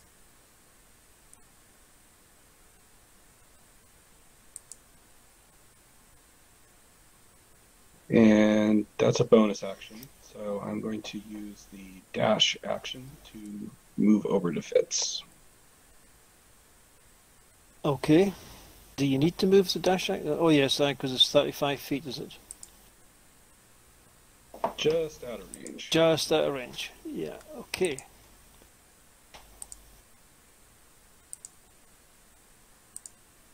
Right. We'll do another main hand attack. Yep. Sneak attack, right? Yes, you're going to get advantage on this roll, and because you're getting advantage, you're going to get your sneak attack damage as well. So remember to click advantage first of all, and then make your... Is that AC effect actually on Fitz?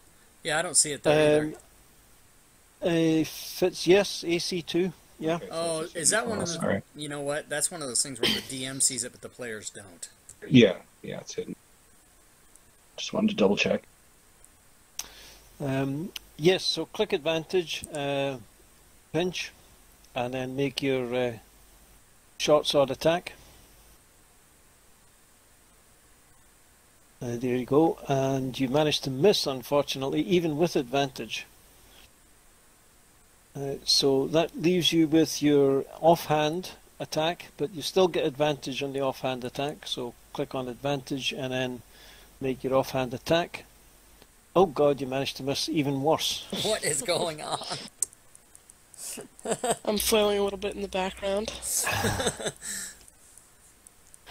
Right, Ridgely, now you too have advantage. Oh, he's rolled the dice already. Oh, he's hit. Oh, and he's damaged.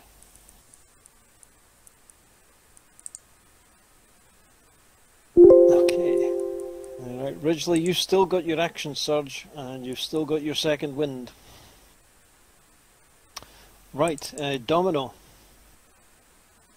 That's a miss, Domino. Okay, I'll do my martial arts. Okay, that's another miss. Okay, I'll pass my turn and kind of wink, I guess. Right, Fitz.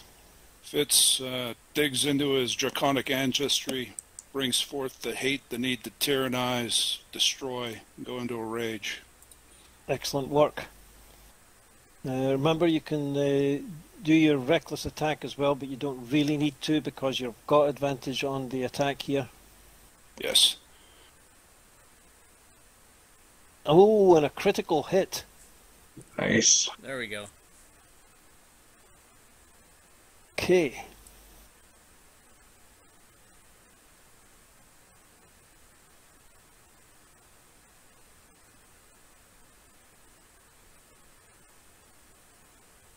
Right, midnight.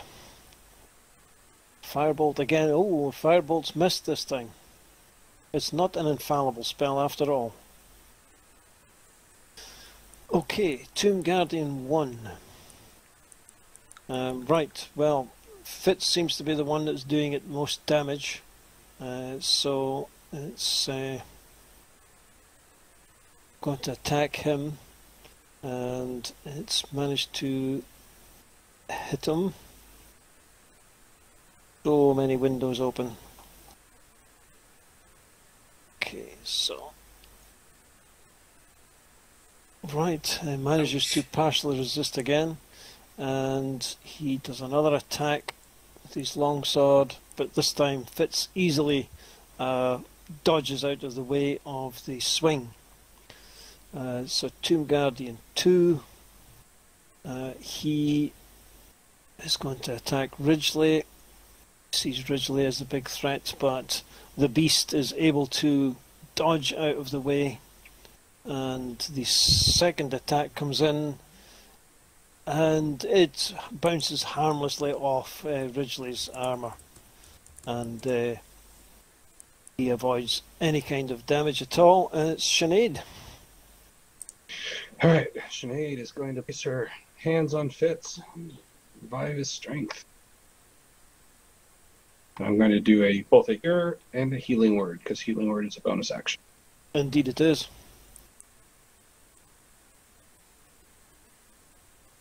Nice. Excellent rolls. Excellent rolls. Fitz feels the power of the divine healing course through his body, giving him the energy and the necessary guts to go ahead and keep the fight going. And Pinch once again is up and has advantage on the attack roll. And there we go, that's a hit this time.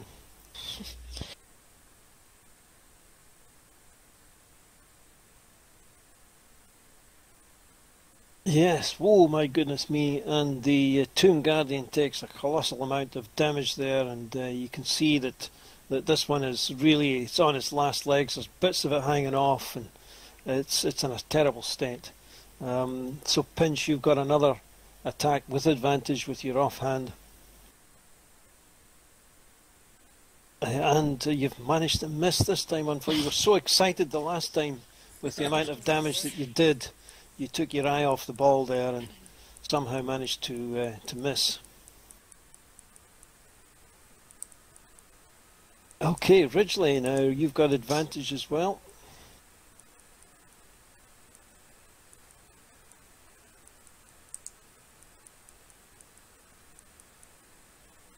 Oh, and Blue, he's hit.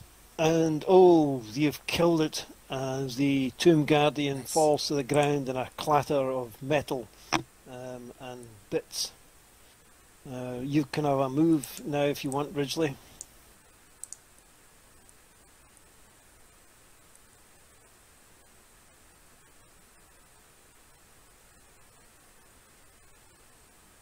Excellent work. Here, I'd like to move one more space down. Okay.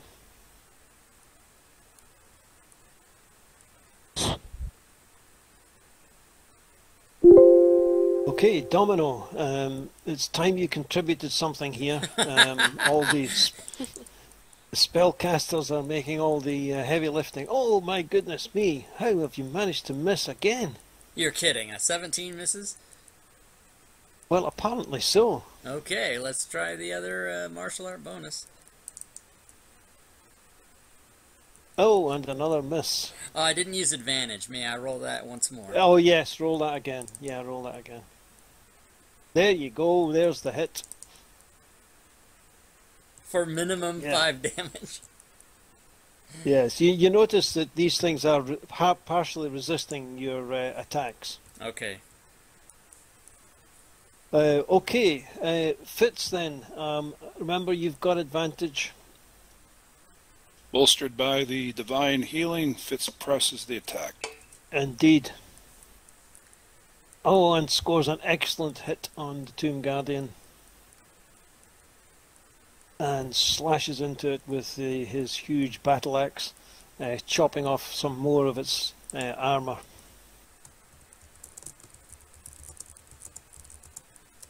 Okay, midnight.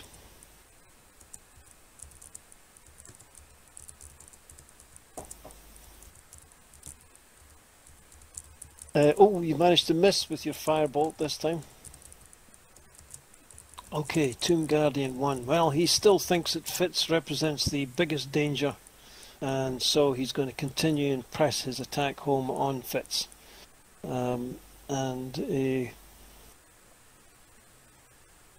Fitz is hit again.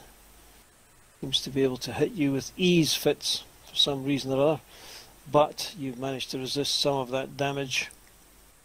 And it got, oh my goodness me, and Fitz is in for a world of hurt here.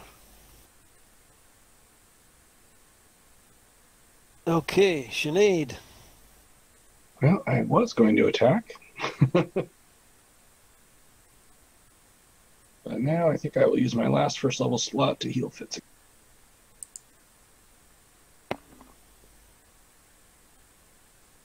Okay, once again, Sinead uses her divine magic to cure Fitz of some of his wounds. Right, so Pinch, Ridgely has left a nice little gap for you to just sneak into, and because this you have allies within 5 feet of this creature, you've got advantage on your attack rolls and can use your sneak attack because of that. So remember and give yourself advantage before you roll your to hit. Remember to select the enemy too. Yes, that's, oh, and a critical hit from Nice. Pinch. Now remember and put your sneak attack damage on before you roll damage. There you and go. I shift click on damage. No, just regular, and the effect that I drew up there will automatically add the 2d6 extra points of damage into it when you hit it. Look at that! Look at that! Nice. That was a critical hit. So you get all your dice doubled. So you've got your 3d6 normal dice, and you've got 3d6 extra dice for the critical. So the Tomb Guardian's taken a hell of a beating there, but Pinch isn't finished yet because she's got her offhand attack, and again she's got advantage on that attack. But you don't get the sneak attack. You can only get that once per turn. Well, you've managed to miss with your offhand attack because you were so excited about dealing all that damage in the first turn that once again you took your eye off the ball and you missed. Yeah. Okay, right, Ridgely. Oh, another critical hit. Holy moly. Oh yes, and there is some phenomenal damage coming into this thing now. And you can see that it's not got long for this world. It's really taking a beating. Why are you rolling even more damage? It didn't do the automatic crit, so I rolled twice, and then I guess you just got to take off 5. Oh, now why didn't it do the automatic? Oh, I know why. Because you haven't targeted it. That would explain it. Okay, so target it. Yep, now roll your damage again, but hold down shift while you do so. There you go. That's better. Okay. Right, so I think Ridgely's done, unless you wanted to use your action surge to get another attack. If we're going to get a rest one day, I guess I will. Okay, so just click off the box next to the action surge and make another attack with your greatsword.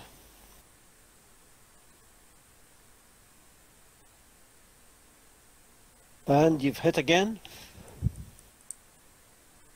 And some more damage piles in.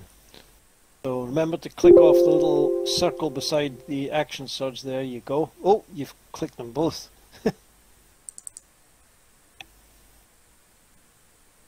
Right, that's a hit, Domino. Yeah, you've got some damage there going. You've got your bonus action coming. Oh, and another hit. Domino's coming good towards the end of the fight. Oh, I'll use that bonus action then, since I clicked off to second wind. No, I can give you your second wind back. There you go, the second wind's back. No point in using it if you're not really wounded much. Right, okay, Fitz. Continuing the attack. Continuing the attack with advantage. And, oh, but Fitz somehow manages to miss. It must be all this divine healing that he's been given has put him off his stroke. And he's managed to miss.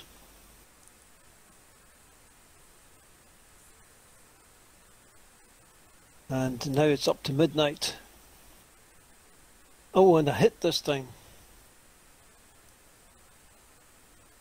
Oh, that's terrible damage. Not an infallible spell at all. Right, okay, so the Tomb Guardian is surrounded by enemies, and it just simply lashes out. And it lashes out at Fitz, misses, and then it lashes out at Domino. And somehow or other Domino manages to avoid the blow by stepping lightly aside, using his dexterity to avoid the swinging sword.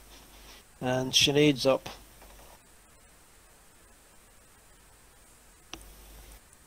Sinead manages to miss, unfortunately. But Pinch once again has advantage on the roll and can use her sneak attack. Oh, and she's missed! But she's still got her offhand, so she could still get a sneak attack on her offhand if she hits. But she's missed as well. Things are not looking good for the party anymore. Can Ridgely move up to the plate here? Yes, he can. He's hit. And he's done some... Well, what the hell is he doing here? Well, I didn't click advantage, so just in case I got it. Oh, I see. Right. Okay. No, you actually got a hit with the first one there. Right. It's up to Domino to finish this creature off. He hits. Is he going to do sufficient damage? Yes, he does. And the creature falls to the ground with a clank of rusty metal. Nice. Okay. So this would seem to be an appropriate time to take a short rest. To recover some of your resources. So basically what you can do with this short rest is I will do the short rest for you from my end of the thing, and that will recover certain things automatically, but if you wanted to, for example, if Fitz wanted to do some healing, then he could roll one of his hit dice, and Fantasy Grounds has automatically healed him. And as you can see, he's now only got 2 of his hit dice left, 2 of his healing dice left. So and Domino's recovered as well. So everybody's now back to full hit points, and you've rested for an hour. So okay, so let's take a couple of minutes break there, and then we will resume in a couple of minutes.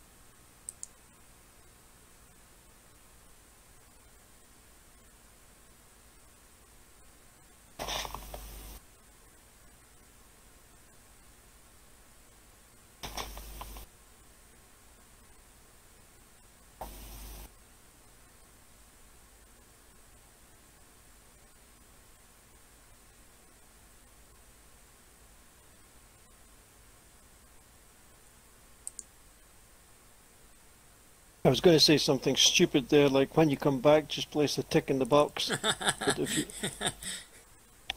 But if you're not here.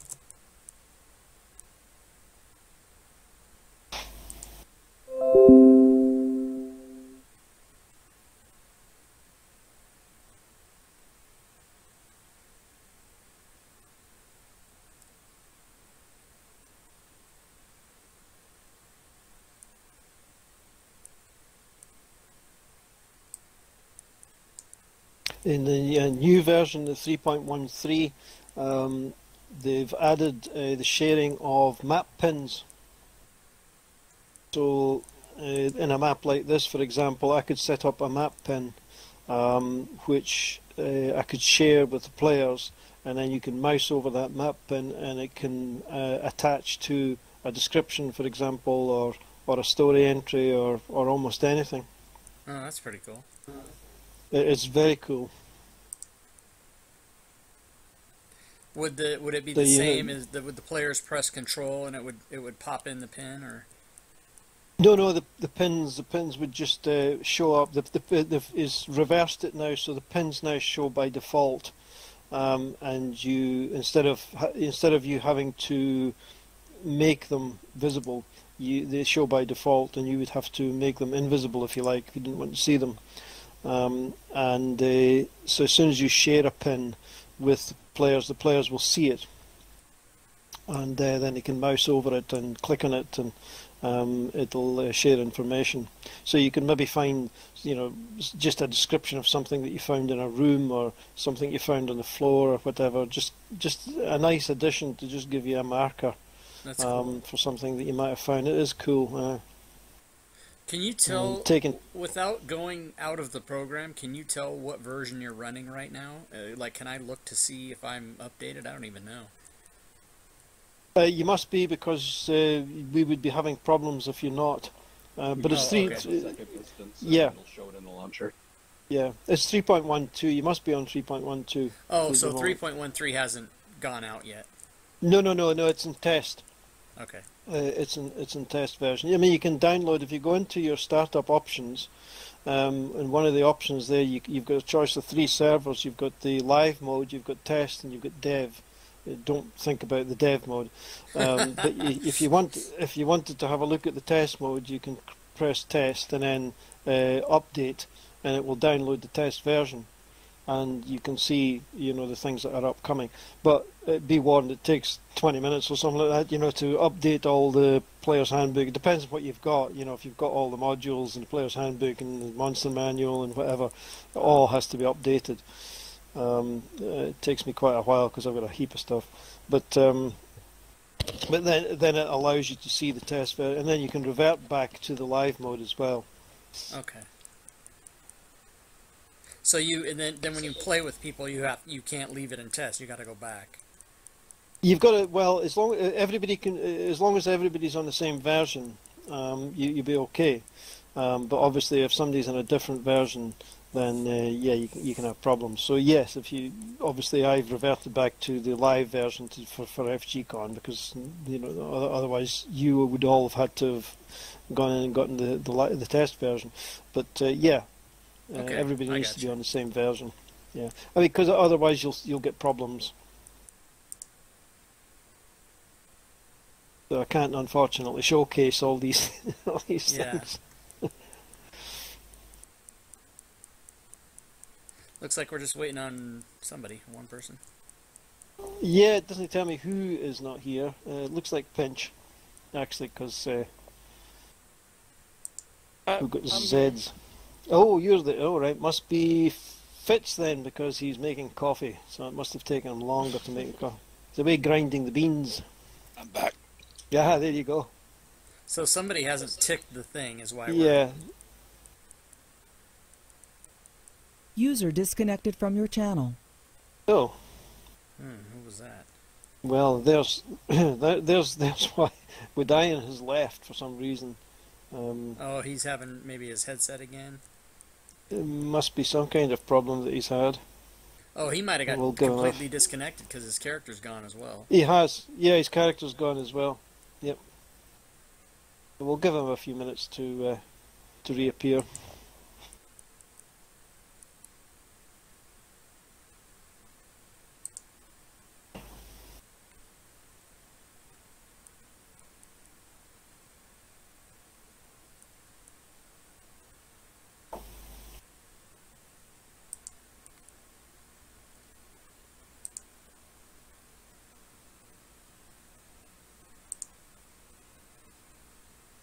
I've decided, by the way, after listening to a few minutes of that YouTube video you put up, Rob, that my accent has become a lot less thick and is much more understandable. Yeah, I've decided. You're very. I think you're very understandable. You're very understandable. I think yesterday the only problem we had was your use of the word mirror. But somebody had a problem with that, yeah. Yeah, because it just didn't sound like mirror. But I'm telling you, those people, I got a chat going with whoever's on my channel watching during the game, and everybody was just loving your accent. It's a bit of everything now because I've lived in so many different areas of Scotland, and I kind of pick up bits of accent from everywhere that I've been. So it's a bit of a mishmash.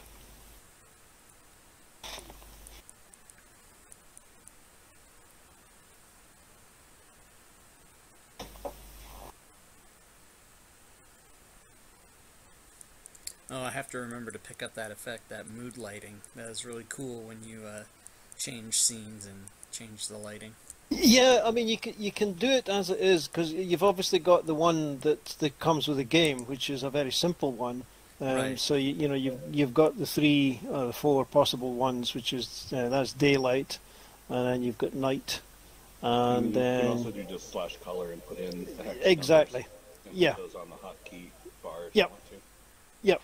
That's what I used to do. But the mood lighting thing is really good because what you can do is you can put everything into hotkeys, and it just it gives it a name. There's about it must be about 10, 15 of them or something like that you can put in, and it's enough to give you enough variety, really. Right. Cool. But it's definitely worthwhile. It'd be nice if you could attach those to text chat entries you put in a story entry, for instance. Yeah. I mean, I do that.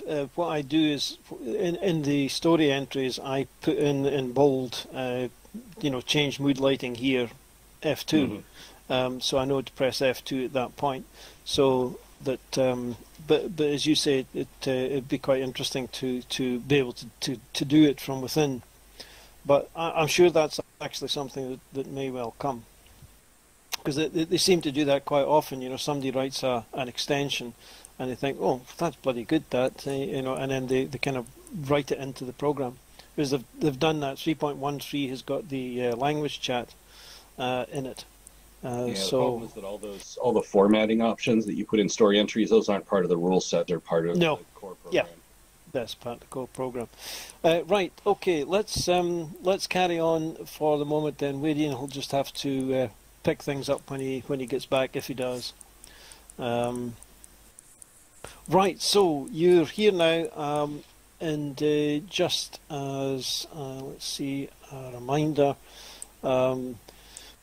Right, so the stairs led down to this corridor. It's about 40 foot or so long. You can see now that there are two rooms leading off this corridor, and the corridor ends in a large double door, heavy stone doors. And there's magical lanterns lighting up the area, and you can see that there are three corpses lying in this corridor. If you can zoom in, you'll actually be able to see them, and so that's where you are at the moment. So, what would you like to do next? So, Sinead is going to look for magical auras again in both rooms in the hallway. Okay. Turn it on and wander around both rooms. See if she detects anything. Okay. Well, the doors at the end of the corridor are detecting abjuration magic. The torches are all lighting up as magical, and you can see that the statue in this room down the bottom here is also lighting up slightly magical, as is the chest in that room. But that's about it for the moment. Is that chest open or closed? Right, so you want to have a look in this room first. Okay, you're going there now. You're not. You're coming this way. Okay. Never split the party. Never split the party. Well, I was the one who made the first move, but we got dragged down here. Okay, right. Against the eastern wall of this small room is a statue of a wizard. The statue is posed in such a way that it looks like he might be reading something, but the hands are empty. In the southwestern corner lies an open chest, and in the dim light you can see the gleam of gold.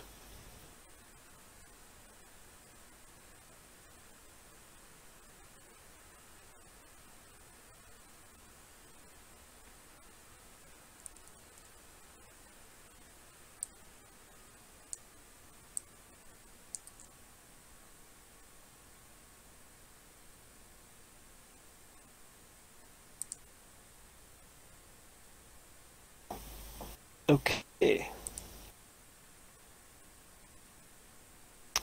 Right. What next?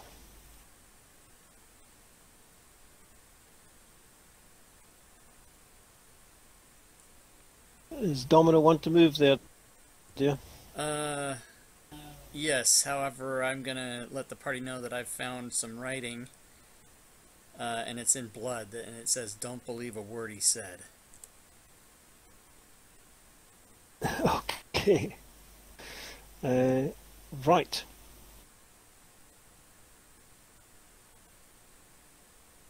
Well, I guess I okay, mean, so try it for herself, huh? Okay, as you approach the chest, you feel a slight give in the flagstone in front of you. Too late, you realise that you have triggered a trap. An explosion of energy bursts from the chest. Okay. See.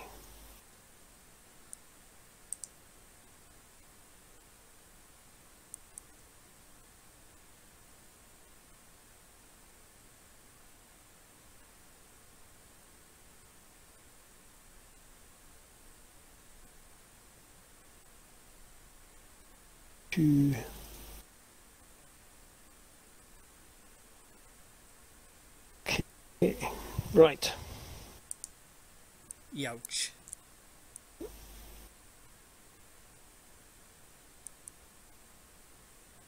Okay, so you can now see that there is a trap there.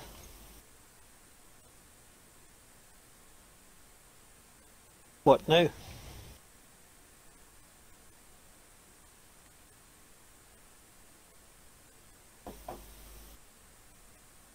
You've got a statue over here. Examine the statue a little bit closer. See if she can see anything, any part of the statue that might be movable or. Okay, give me a perception check. Give me a perception check into the dice tower. The statue is carved in stone, although not particularly well. There's no inscription or any other indication of who the subject might be, but the face is vaguely familiar. One thing you do notice is that the eye sockets have been inlaid with some kind of gemstone. Looking more closely, you see that one of them is more opaque and looks to be of much lesser quality than the other. Okay, and you said its hands were outstretched as if holding a book, but there's no book. Indeed, yes. Okay. Well, there's something going on with the statue, but I can't figure it out. Perhaps we'll find a book later on that we can place in its hands to open something up.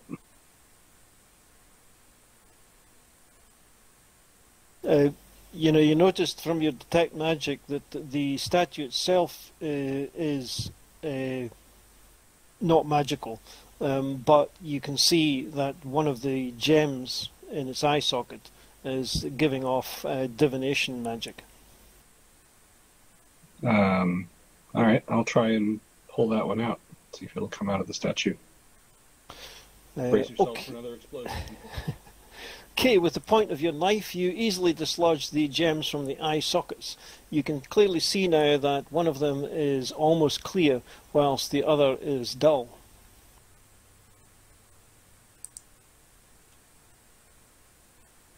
You lift the clear one up to the light, and as you do so, something catches your eye. You look again, using the gem as a kind of lens, and look directly at the chest in the corner. Strangely, you see that the gold in the chest is actually an illusion, but there is something lying in the bottom of it. It looks like there's some kind of magical gem that allows you to see things as they actually are. Oh, sweet. So I'll tell the rest of the party, explain to them the gemstone that it has found. This might come in useful later, but Pinch, is there any chance you could disarm that trap so we could get a closer look at what's in there? Yeah, I can give it a try. You want to get out of the way just in case, though? Yes. Okay, so everybody moves out of the way and allows Pinch full access to the trap. Okay, let's have a disarm trap skill check then. Pinch into the dice tower, please. Okay. Where is that again? Down the bottom right-hand corner. You might have to move a window or the map or... Oh, the dragon shield? Indeed. Yeah, I call it. It's called the dice tower, but as you say, it doesn't really look like one particularly. Right. Okay. So carefully you slip the blade of your knife into the gap and twisting upwards, dislodging the trap, the slab. It's a trivial matter then to disarm the triggering device underneath. So you've successfully decommissioned the chest trap. Alright, I will call the rest of the party in. Okay, so you gather around the chest, and you can see now that the chest, the coins were a complete illusion, which Domino just fell for completely in his eagerness to grab the bunch of gold coins that was in a strange dungeon in an open chest. And you see that this was a complete illusion, but lying in the bottom of the chest there is a piece of wood.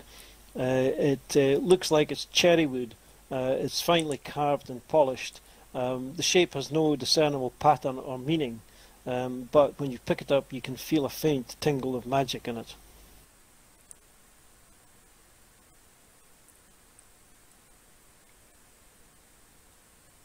Okay.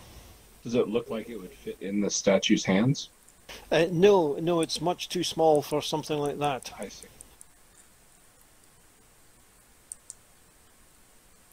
All right. Right, you seem to have exhausted the possibilities in this room, at least for the moment. So what would you like to do next? Let's give the piece of wood to Midnight. If Midnight comes back, she can maybe try and figure out what it is. Okay. Right, as we say, it's really is just a piece of cherry wood. It's carved, it's polished. There's no particular shape or pattern to it that you can recognise, but it is tingling of abjuration magic. Okay.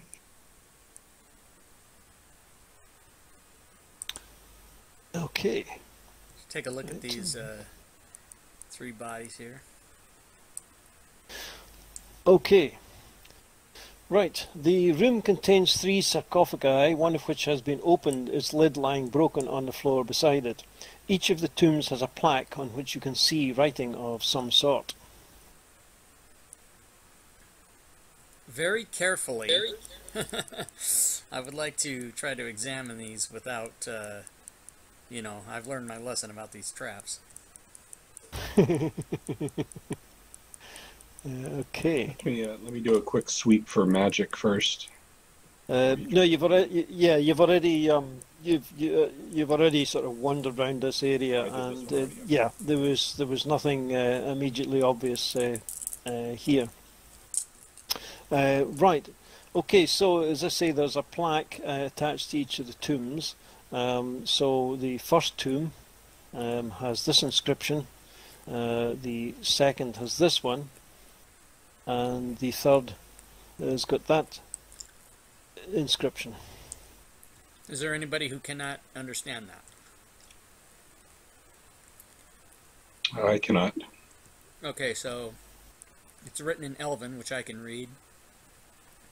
And the first one says, "Here lies Lena bin On, beloved wife of Zoran bin On, and who died of a broken heart, 14th Kythorn 1362 DR.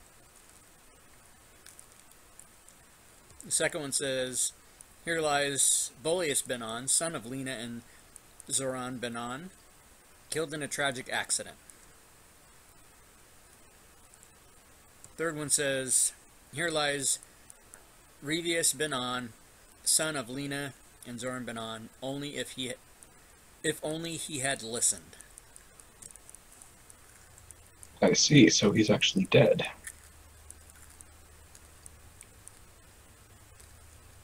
Liar. Don't believe a word he said, I learned in the other room.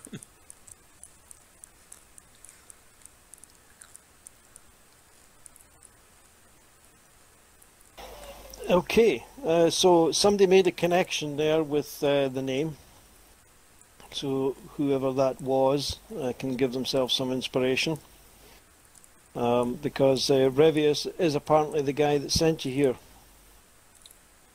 And here's his tomb. The father's tomb must lie beyond those double doors, I assume.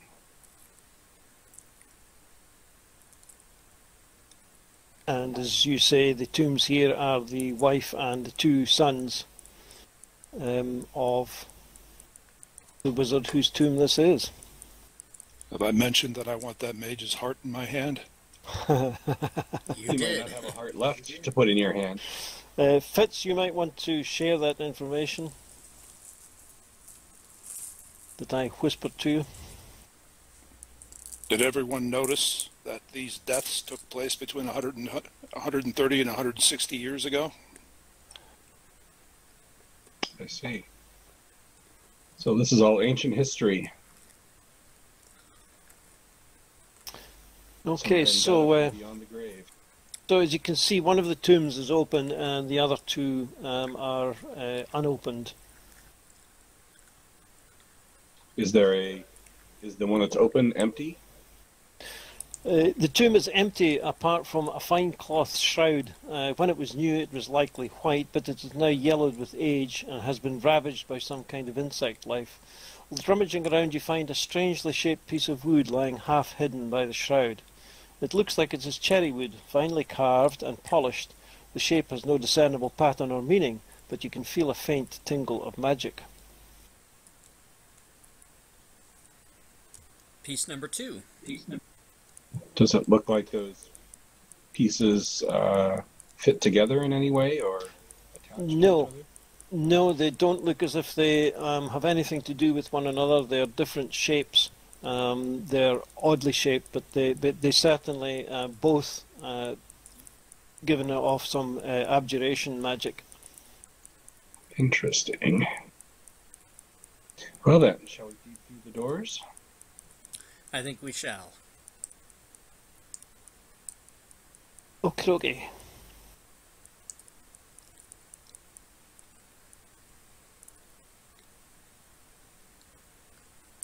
Whoops. I should just really take lock tokens off and let you move yourselves. Right, these impressive stone doors are featureless with no visible means of opening them. However, on closer inspection you do see a couple of slight indentations where you would expect the door handles to be. You carefully examine the pieces of wood and find that they are an exact match for the indentations in the stone. Carefully you push them home. They glow briefly with abjuration magic before fading, and the doors swing open.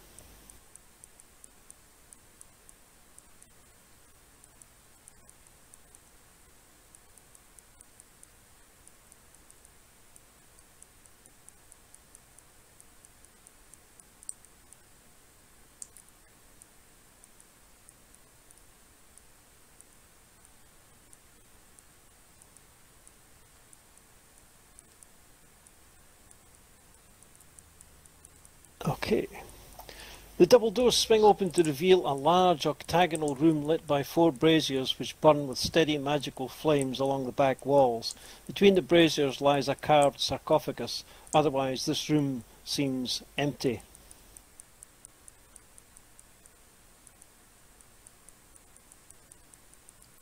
Anything in here giving off any magic?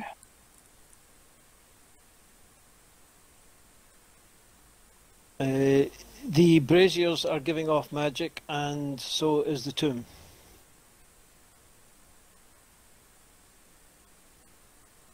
The sarcophagus, this one is more ornate than the others that you saw, and it too has a plaque, but otherwise it is unremarkable. I could read the other plaques, but I cannot read this one. This seems easy enough. Here lies the wizard Zoran Ben On, who died 25, chess, 1380 DR. Let no one disturb his rest. Interesting that it's rendered in Draconic. Indeed.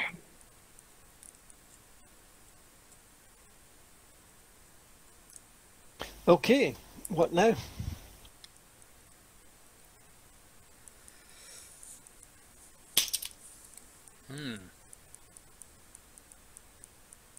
I don't know. Let's just take a look around the room. Look at the braziers a little more carefully. They look like the same kind of brazier that was back in the tower, or different?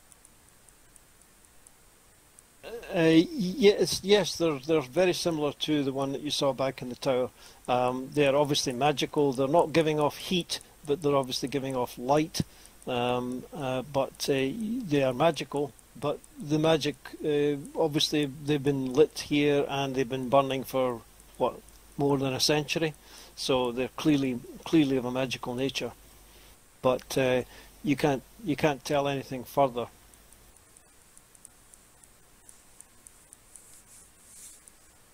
Who's brave enough to open the sarcophagus? Who's strong enough to open the sarcophagus? Well, you can give each other a hand if more than one of you wants to have a go. I'll certainly applaud for Fitz if he wants to try that. Oh, that's not what you meant, was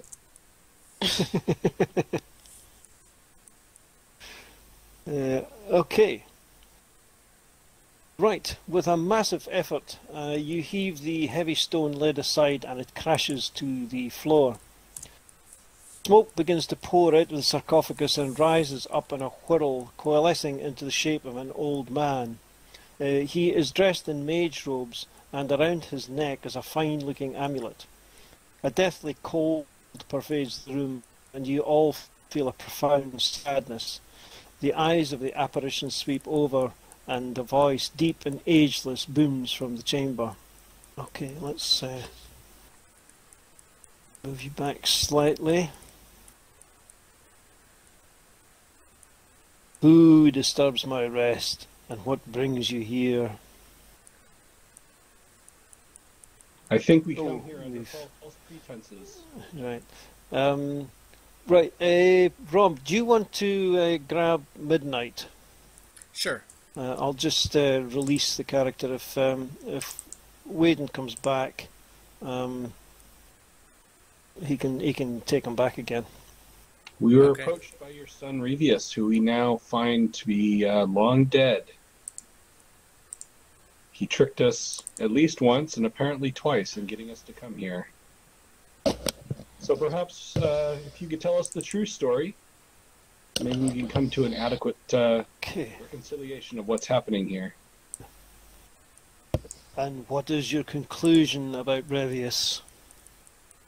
Well, he's clearly not alive anymore. He's no longer in his coffin.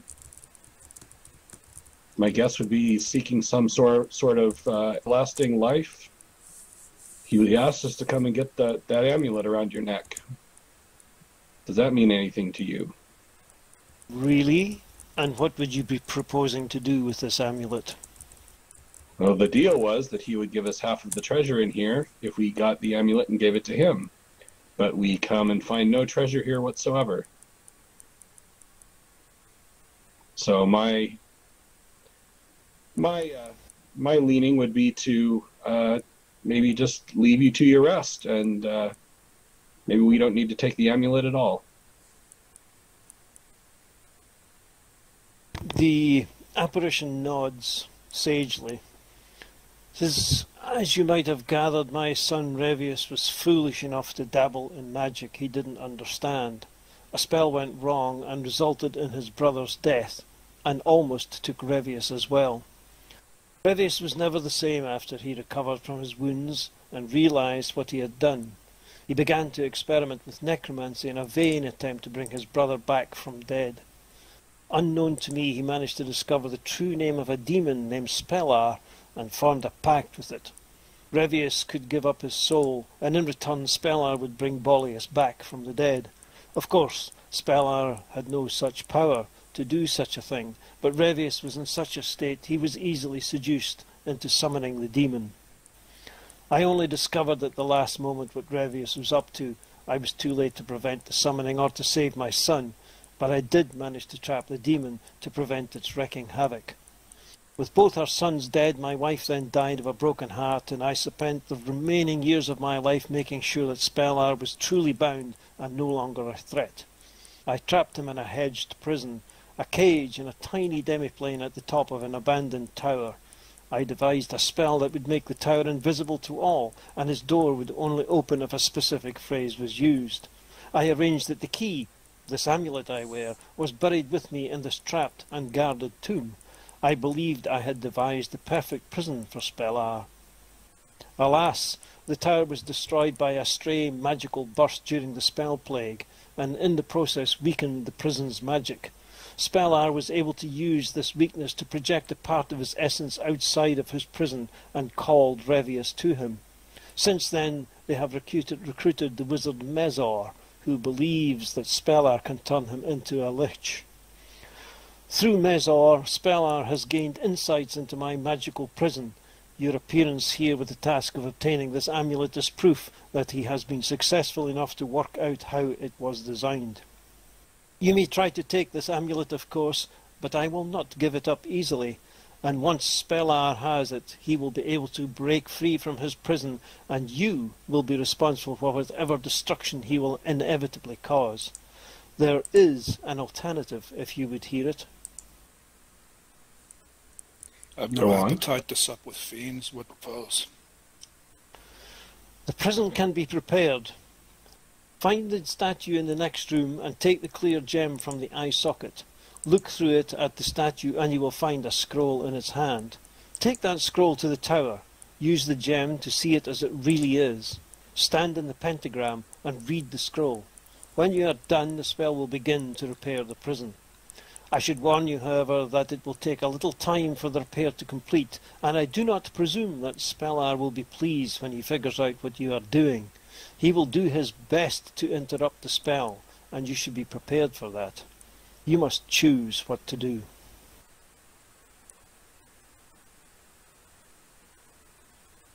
We will do as you bid. When this task is done, would you have us return and restore you to your eternal rest? No. I am happy in my eternal rest, and I would know that the prison has been repaired would be sufficient. Very well. It sounds like the righteous course of action then. Okay. Agreed. So you return to the treasure room and you look through the gem, and you can now see that the wizard is indeed holding a parchment in his hands. However, this isn't part of the carving. It is a real parchment. You can take it if you want to. Yes, absolutely. Yes. Okay.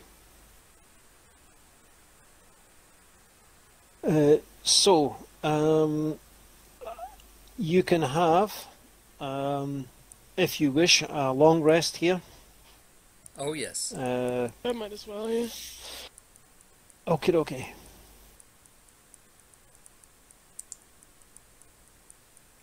Philip, how does it work with recovering hit dice on a long rest? You get how many how do you determine? Half your level, I think it is. Oh, so it gave me back my... Okay, great. It does it automatically. Yeah, that's awesome. it does it, yeah. It automatically does it. Cool. Righto, so you have you found a way back out of the tomb. You found that, well, you never actually tried to get back out of the tomb, but you would have found that the door was locked. But now that you've had the conversation with the wizard, you have managed to get yourself back out of the tomb. You went back to the village, spent the night in the Cock and Feather. We leave the tomb, we would, can we shut the doors and return the pieces of wood to where they were? Yes, indeed you can. And indeed, when you go back out of the door, you find that the pieces of wood have magically disappeared and returned themselves to their place. And you can also see that the illusion of the gold has returned to its place as well, so that the traps have been reset, and you presume that in due course the guardians will reset themselves as well. So that when you leave the tomb, the doors re-shut as if you had never been there, and you assume that the trap on the door has also reset. So it's all good. All right, so since we did a long rest, we have some time to sit and sort of evaluate what we're going to be doing here next. So what do we know about this scroll? Is it something that anybody can use, or something that Midnight is going to have to be in charge of doing? I'll let Midnight tell you all about it. Okay, I will tell you all about it as soon as I find it again. Okay, it's written in a language which I can understand, and I will need to light several candles at points on a pentagram, and then place a sprinkle of handful of incense around the outer circle. And once read, the magic will take some time to build up to its maximum potential. During this time, I'll be able to remain in the pentagram and concentrate on the spell. This will not interfere with any actions that I take, but need to make concentration checks to, if I take damage while it's happening. So I need to stand in that circle while you guys fight off anything that might be coming at me. I can put a protective aura on you. Hopefully that'll deflect some of the blows.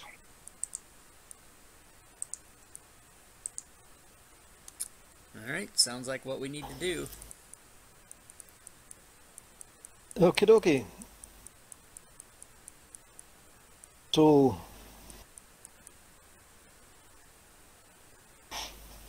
back at the tower where all this started, the gem reveals what you would or could not see before. Only the first floor of the tower still stands. The rest is a scatter of moss-covered boulders. Vegetation has begun to reclaim most of the area, and only in a few places can you see the original floor poking through. Above you, where the top floor of the tower might have been, is a small distortion glowing faintly blue. There is no sign of the old man, or indeed anyone else, or anything else. Yet you feel some kind of presence, and it seems unnaturally quiet. After a brief search, you find the pentagram and clear away the grass and weeds. Unless anybody has any other ideas, Midnight is going to step into So one last question before you start, Midnight. Do you know how long this ritual is going to take? Do I? No. So I'll start... Well, we'll have to hope that 10 minutes is enough then. Okay. I'll start lighting up the candles and getting all my preparations going here. Okay, where are the rest of you going to be positioned? Yeah, and, form a circle.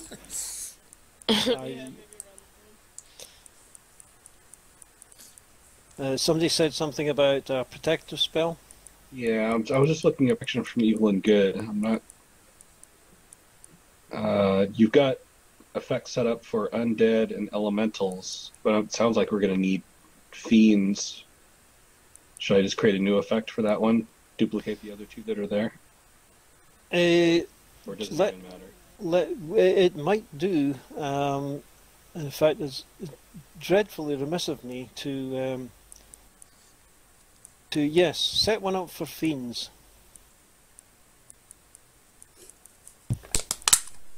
It'll just be exactly the same as what you see there.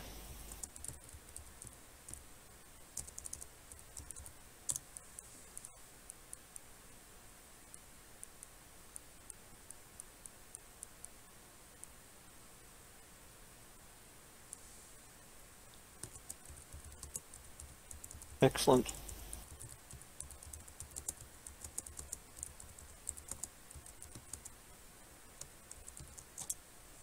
Alright, so that'll be the last thing I do right before Midnight gets to work on the ritual. Excellent. Okay.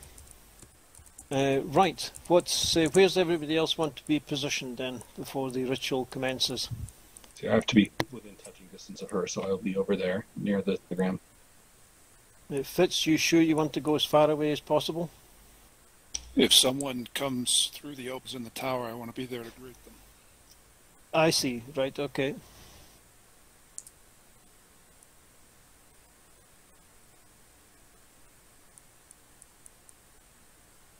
Okay, Pinch. I'll just move you slightly there. There you go. Now, just a word, I'm not going to be, because this is another concentration spell, I'm not going to be able to do much to help everyone else out with my magic, other than healing. Yep. And maybe spiritual weapon or something to get an extra attack in here or there. So everyone be careful. Be careful. Okay. Don't die.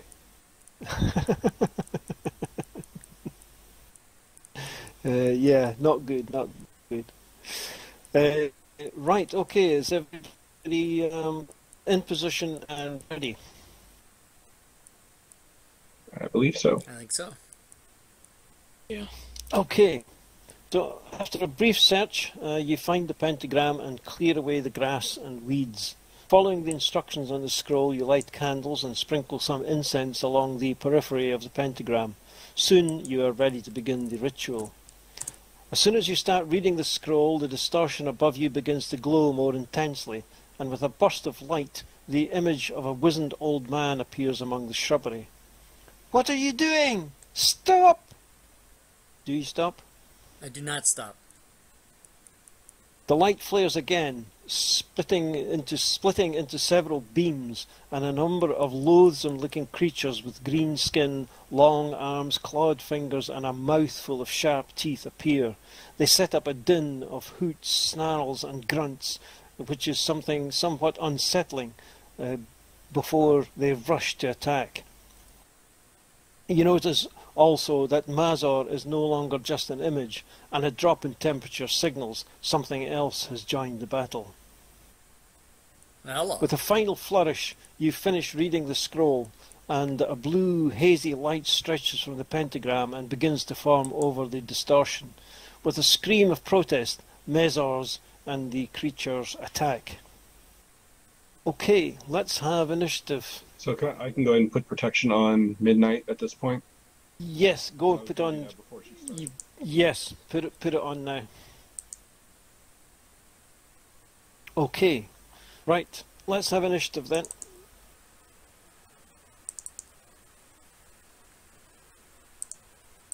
Some stonking initiative rolls here. Okay. Right, Domino. Looks like you're up first. Okay.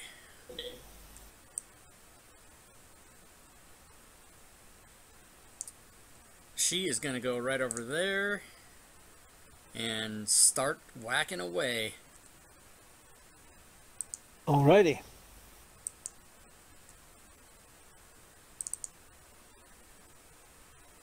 That's a hit.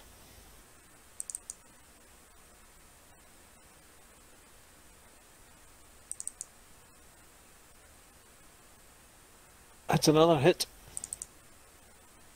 Nice. Okay, you've killed one of the dretches before it's even managed to get going. Okay, Fitz. I will do a few things here. I will put myself into a rage. Okay, okay.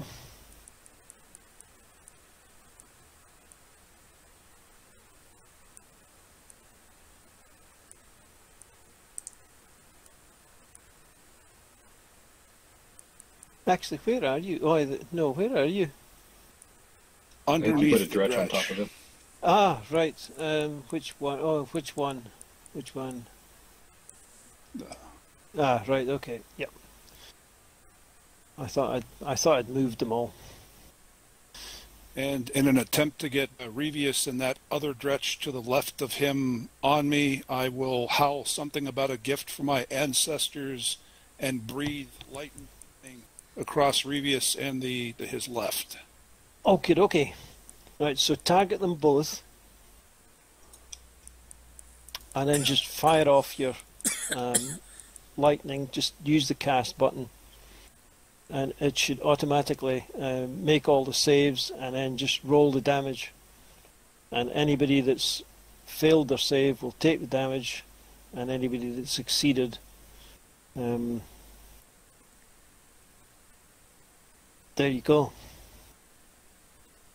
Sweet. Okay. Right now, is that an action? Is that an action? Your breath weapon, is that an action? Yeah, breath weapon. It is. Action, yeah. Yep. Okay. Right, it's Mezor's go. Okay. Right, Mezor is. Let's see now. What's he going to do? He's going to have a whole load of choices here. So what is Mezor? Mezor is a wizard who has... Yeah, he's a human. Yeah. This guy's a human, and he has come under the influence of the demon that's trapped up in the blue thing, and he's been helping the demon to decipher the prison and how to allow him to escape on the promise that the demon will make him a lich at the once he's finished. Right. Okay. Right. So right, he's going to fire off bolts of fire at Pinch, and he's missed at Sinead, and he missed and at Midnight, and he's hit Midnight. Midnight takes some damage and needs to make a concentration check into the dice tower to maintain our concentration on the spell. Okay. What skill is constant? Is it an actual? Just a concentration, just a con.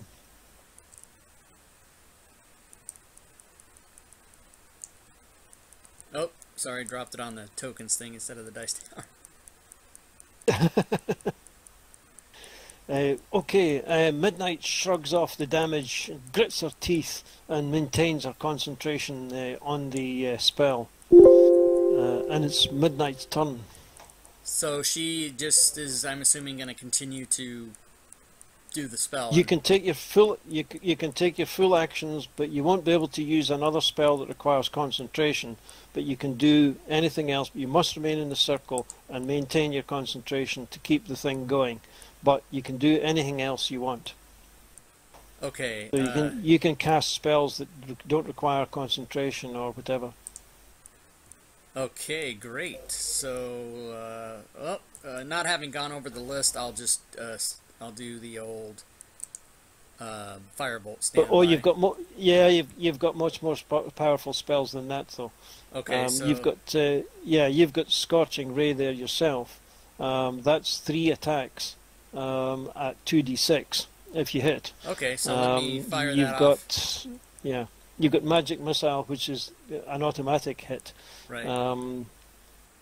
You could even use Grease to, make it difficult for something to come towards you. Melf's Acid Arrow is another good spell. But Scorching Ray is your, basically this is the final encounter, so you blitz your resources here. Right, okay, so I'm going to cast Scorching Ray at the wizard. Okay. Okay, so you've hit Mezor with the first Scorching Ray. And you've wounded him, and he screams in agony and frustration. And I get to do that 3 times? Yeah, you've got it's three bolts. You managed to miss him this time, though. And you missed him with the third one as well. Oh, so just pretty much pissed him off. Okay, I'll stay in the circle and I'll be done. Okay. Right, Pinch. So none of the dretches have acted yet? None of the dretches have acted yet, no. So that's going to mean that you're going to have advantage on the hit. See, look at this. I mean, just within a matter of minutes, you've nailed his character. It's true. Let me see. Oh, that's too far. We'll head over to this one, I guess.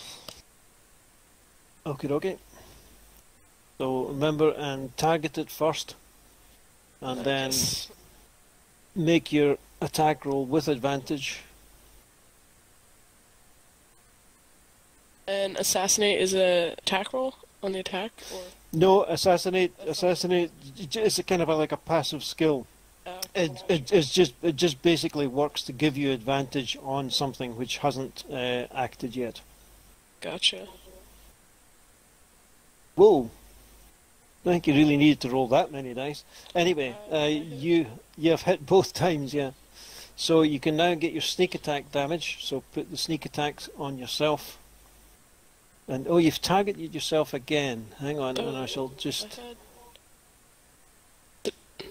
Yeah, I shall remove you from the targeting. What on earth have I done here? I managed to pick you up. So, right, I've cancelled the targeting. Right. Okay, so roll for damage now. There you go. Oh, you've...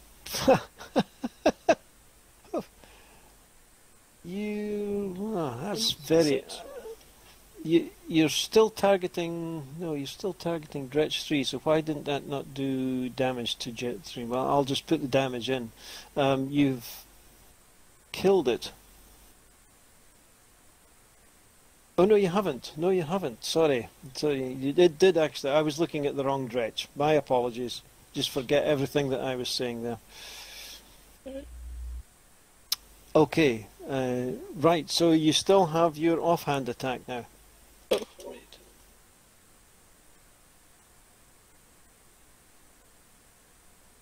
And that's a hit.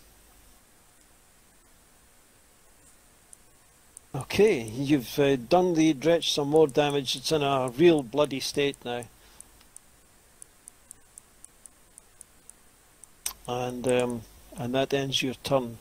And it's dretch number 6, which is going next. I just need to find him. I think he's under Ridgely. Ah, right, okay. Yeah. Right. Okay, okay. Right, Ridgely, this thing is setting off a foul, stinking odour. And it's I guess a really disgusting green gas is emanating from this thing, and you're going to have to make a saving throw, but you have managed to succeed in the save, and the creature then drives at you with its claws, and it hits you and does some damage.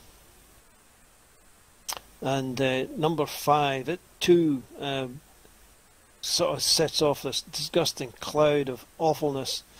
Fitch is required to make a saving throw, and he's failed his save, and Fitz is now poisoned, and the creature now tries to bite him, but he misses. Okay. Right, Revius floats in towards Fitz. It sort of floats in at him and puts out a clawed finger in your direction and hits. And Fitz feels the cold and horror coursing through his veins.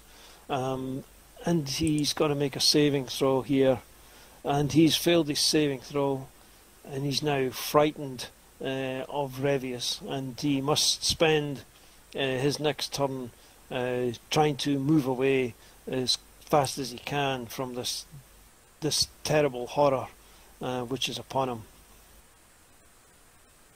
Bearing in mind, if he does run away, that's going to provoke attacks of opportunity. Okay, right, Ridgely the beast hits and does some stonking damage to the dretch. Uses his action surge, hits again,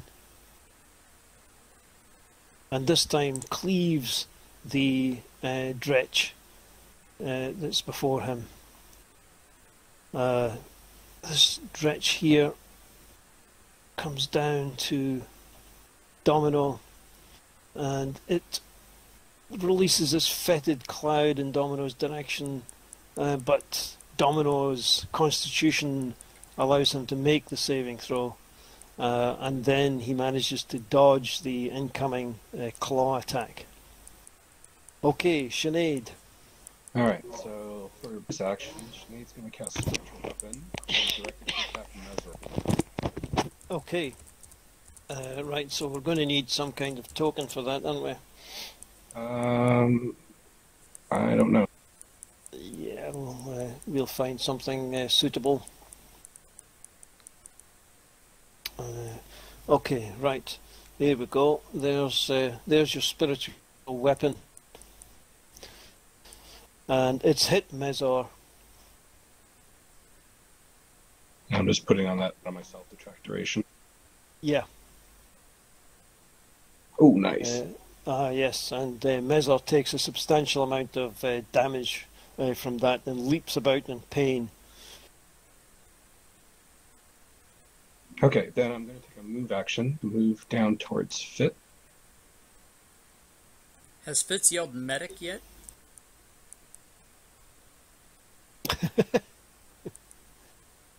And then I'm going to raise my holy symbol above my head and invoke the power of Moradin and try to drive Revius away. Okay. Right, so I think you roll a certain number of dice, don't you? Your turn on No, dedicated. it's just a saving throw, and then they run away if they fail. All right.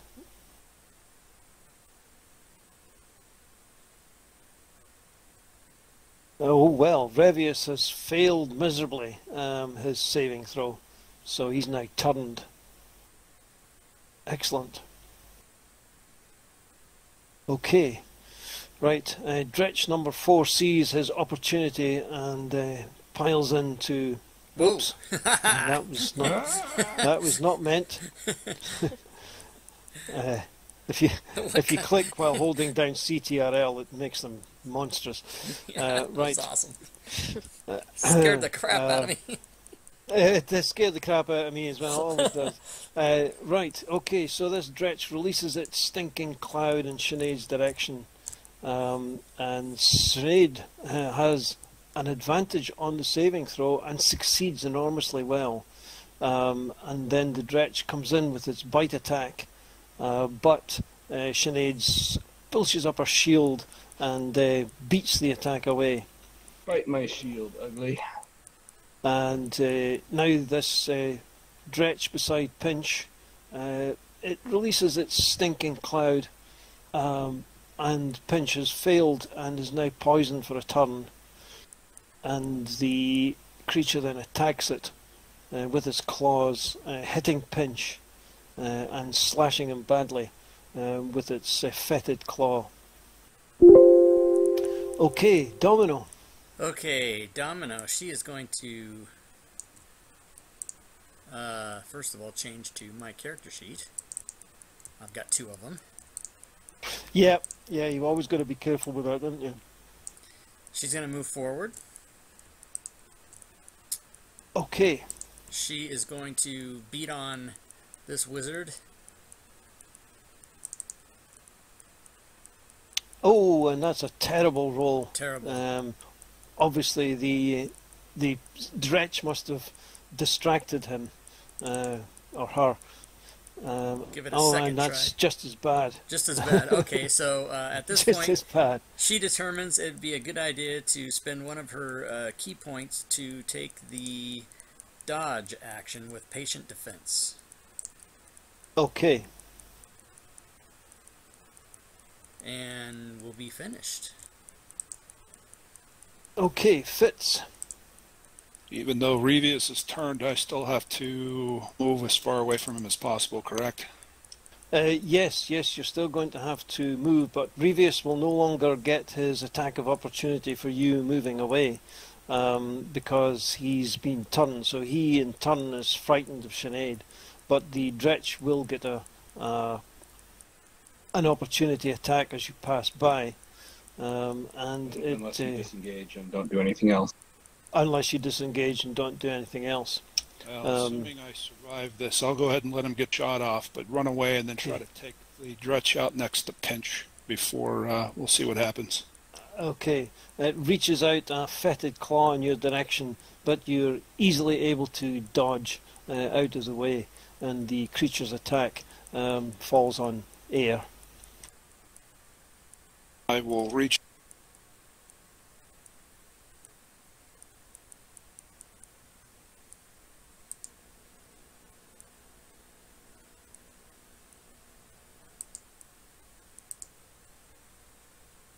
Okay, oh, you missed. And I'll use my last melee attack to try to repeat it. Okay, you're rolling with disadvantage here because of your poisoned, because you've been poisoned by the Dretch's poisoning effect, which will wear off this turn. So unfortunately, you managed to miss with both those attacks. Okay, right. It's Mezor. So Mezor is inhibited in his spellcasting because Domino is right beside him. So he's going to set off an array of No, I'll tell you what he's going to do. He's going to cast the Misty Step spell, which allows him to briefly surround himself in a silvery mist, and he transports himself off to a square out of reach of everybody. But that takes all of his actions, so he can't do anything else. And it's Midnight's turn once again. And Midnight is still... she can see that her spell, the Repair Scroll, is having the effect. It's closing round, the white light is closing round this blue sphere which is floating above them, and you can see that it's closed, and it won't be too long now before the spell finalizes and closes off the portal. Okay. It's somehow not letting me. I'm trying to target, but it still has me as Domino, and I can't seem to wiggle my way out of that. Click on the portrait up at the top of the screen. Maybe that'll help. Yeah, click on the portrait at the top of the screen, and so you're changing the character. It does that, but then it still seems to when I draw the target, it still comes from Domino, not from Midnight. I don't understand. You can directly target Midnight if you want to do it. Yeah. She's targeted Mezor. Okay. So she now is going to use her last second level spell slot to once again burn Scorching Ray. Scorching Ray. Okay. Right, so you've hit Mezor with a Scorching Ray, and the fire cuts into him, and he screams in agony and frustration. And once again, another hit with the Scorching Ray, and more damage piles into Mezor. He screams again, but your last ray just misses him, and he turns and laughs furiously. You're sending him mad with fear and hatred. Oh no.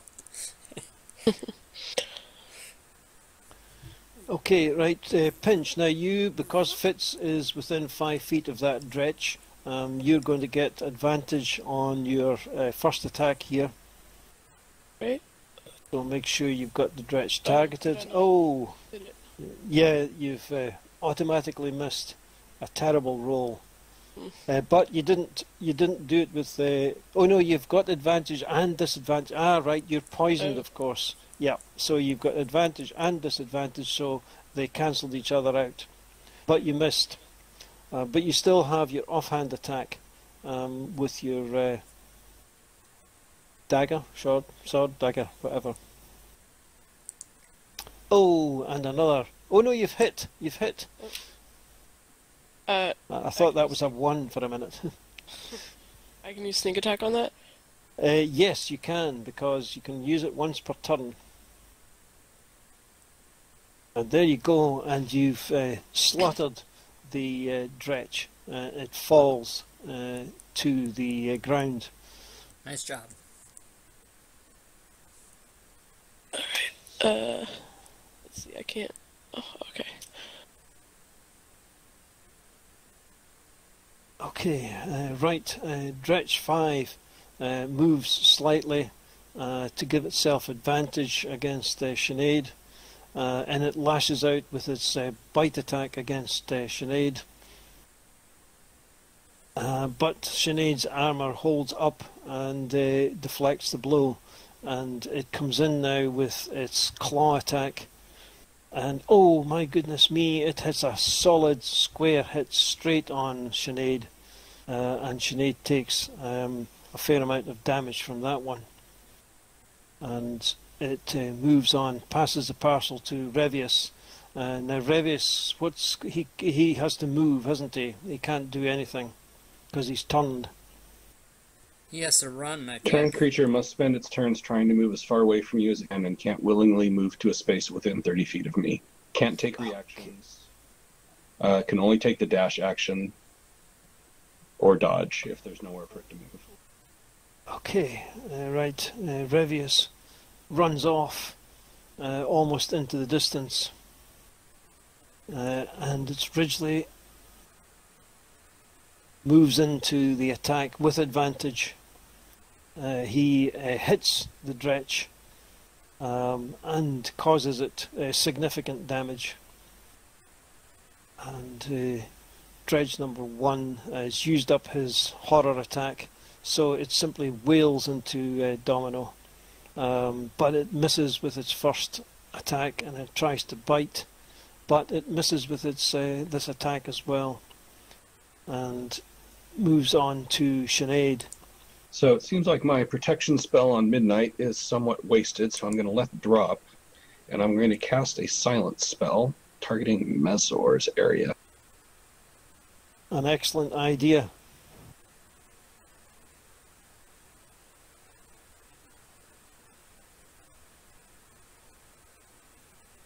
And let's center it there, I think. He'll still Excellent. be able to move out of it, but whatever. At least he won't be able to do much at the moment. Okay, Indeed. So that's my action. For my bonus action, I'm going to use my spiritual weapon and move it down to Mezor and attack him with that. Okay, I'll move it there for you. Is that good? Okay, you've hit Mezor with the spiritual weapon. And done minimum damage. Okay, Mezor. my action and my bonus. So I think I'm just going to, even though I'm flanked, I'm going to stay here and keep providing flanking for Ridgely. Okay.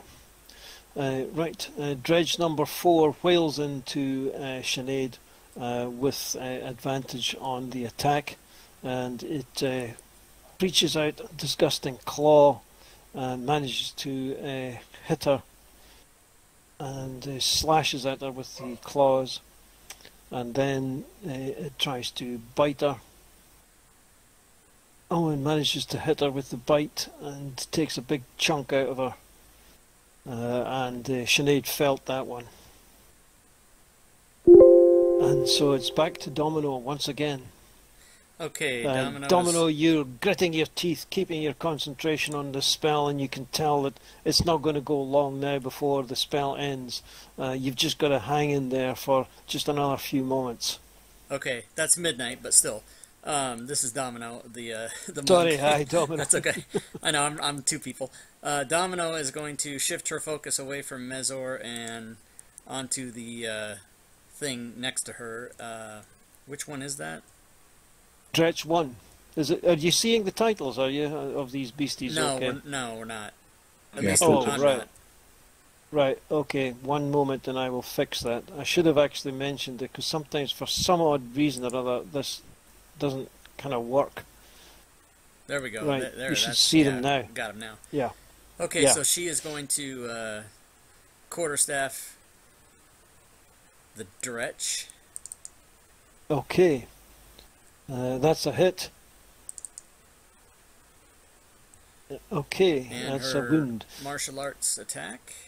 Now you can use your bonus action to do 2 unarmed strikes, remember, with your flurry of blows. Okay, I And probably when- will do that if I don't. Yeah, but you've hit this time. Okay, so and now I'm going caused to. quite a bit of damage.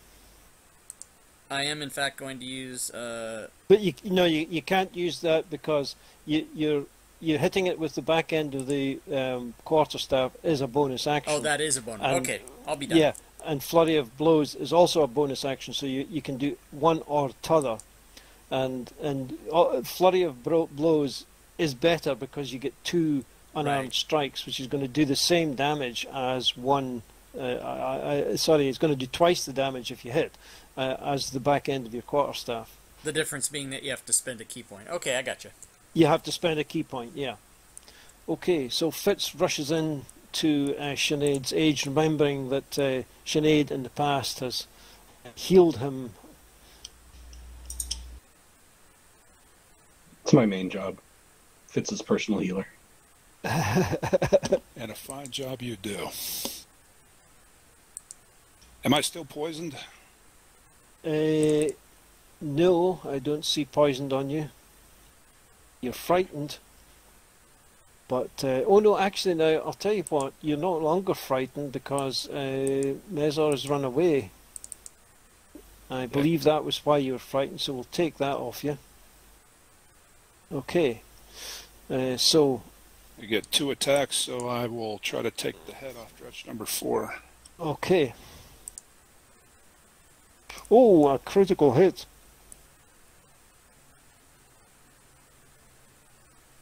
Yeah, you've parted that dretch's head from its body. It falls down in a heap.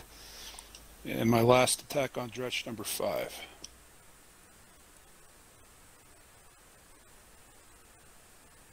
And another hit.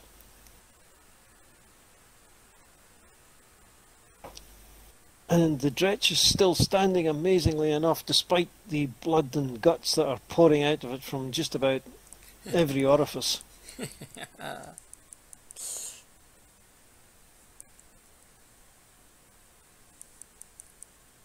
Okay, Mezor. You can see Mezor mouthing off profanities and insults and all sorts of things, but there's so little that he can actually do here, and he comes screaming out, just rushing blindly towards midnight in a last bid, last attempt to prevent the spell from going through. And it's now Midnight's turn, and again Midnight grits her teeth, keeps her concentration, and she can see now that she just must be just moments away from completing the spell. One last effort will see them through.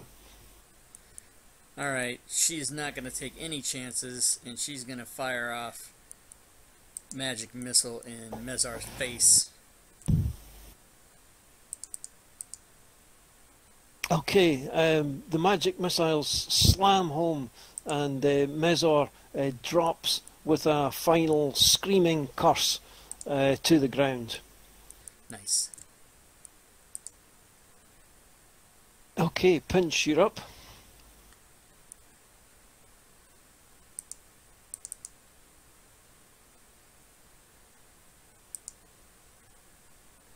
You're managing to target yourself again. Yeah. Weapon is control.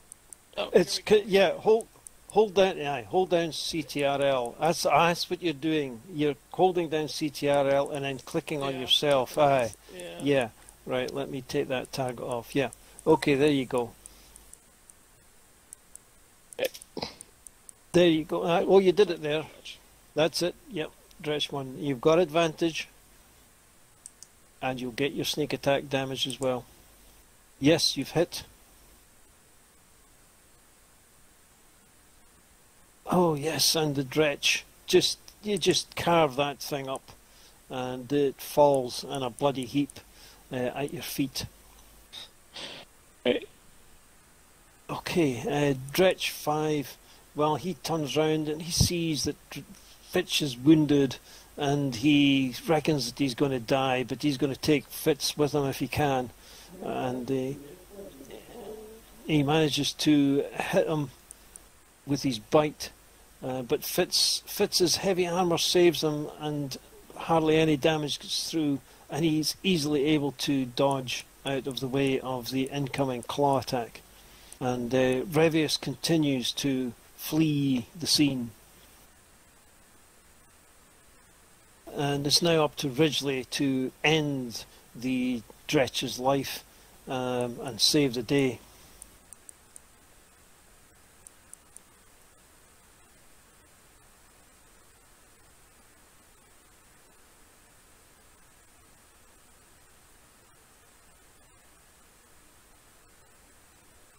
With advantage.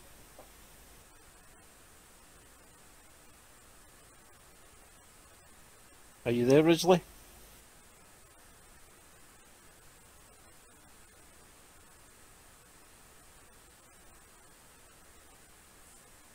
Uh-oh. Hello? Oh. Did we lose him? He's sleeping at the moment, it seems. Ridgely?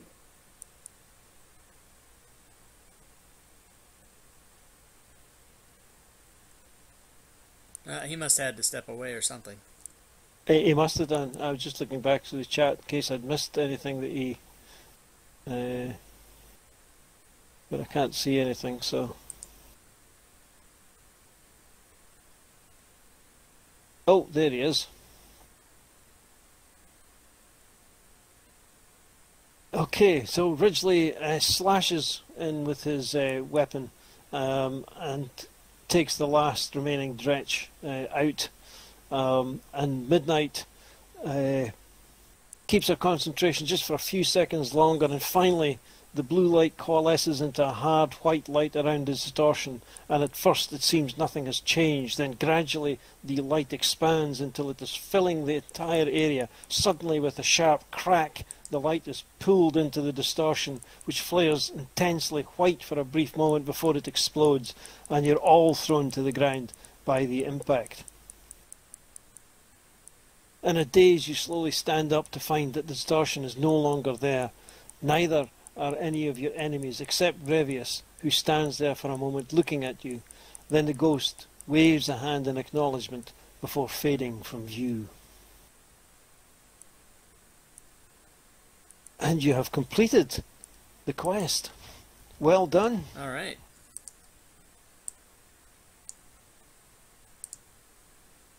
It was excellent. Yeah. That was fantastic. Yeah, thanks. No problem. Glad you enjoyed it. Was that good for the people that hadn't played at all before? Was that does that give you a good sort of insight into what Fantasy Grounds can do and so on? Excellent introduction. Yeah, definitely. Okay, well that's what the FG Con's all about, really. And you know, for the people as well that haven't played 5e, perhaps an awful lot. It gives you an insight into how the 5e rules work. Much more streamlined, I think, than 3.5 or 4. Oh yes. I started playing first edition. Definitely a change. Yeah. Oh, if you go back that far, yeah. God, you must be ancient like me.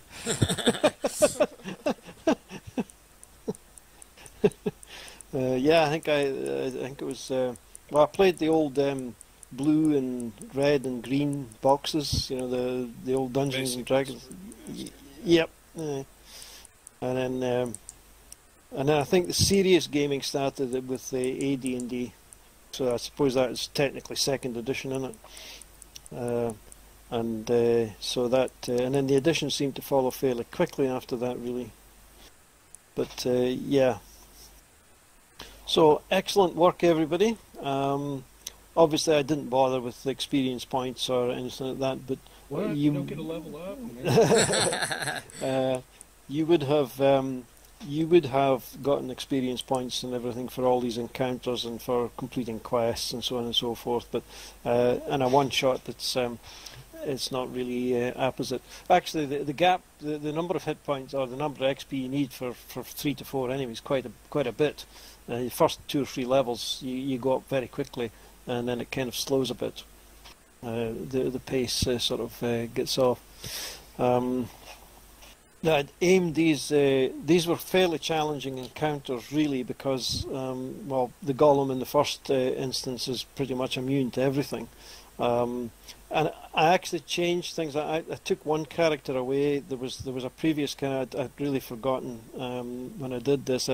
Previous time I ran this, the barbarian wasn't there. It was a druid, and the druid also had the magic weapon spell, and also had the shillelagh spell, which meant that the druid could cast shillelagh on his own weapon, and then use that as a magic weapon. And he had the magic weapon spell, which he could cast on somebody else. So he could end up with 3 people with magic weapons flailing on it, plus the 2 magic users. And I'd forgotten when I decided that, because apart from that first encounter, the druid was completely useless for the rest of the game, really. So I took that away and put in the barbarian. But I'd forgotten that there was so much of the the magic weapon stuff and the shillelagh and everything that was pretty handy in that first fight. But you did very well. The two magic users pretty much got you through that one. Yeah, I could have played that one differently, though. I should have given magic weapon to one of the martial guys and just used my cantrip to do damage. That would have probably sped up that encounter a little bit and given one other person something to do.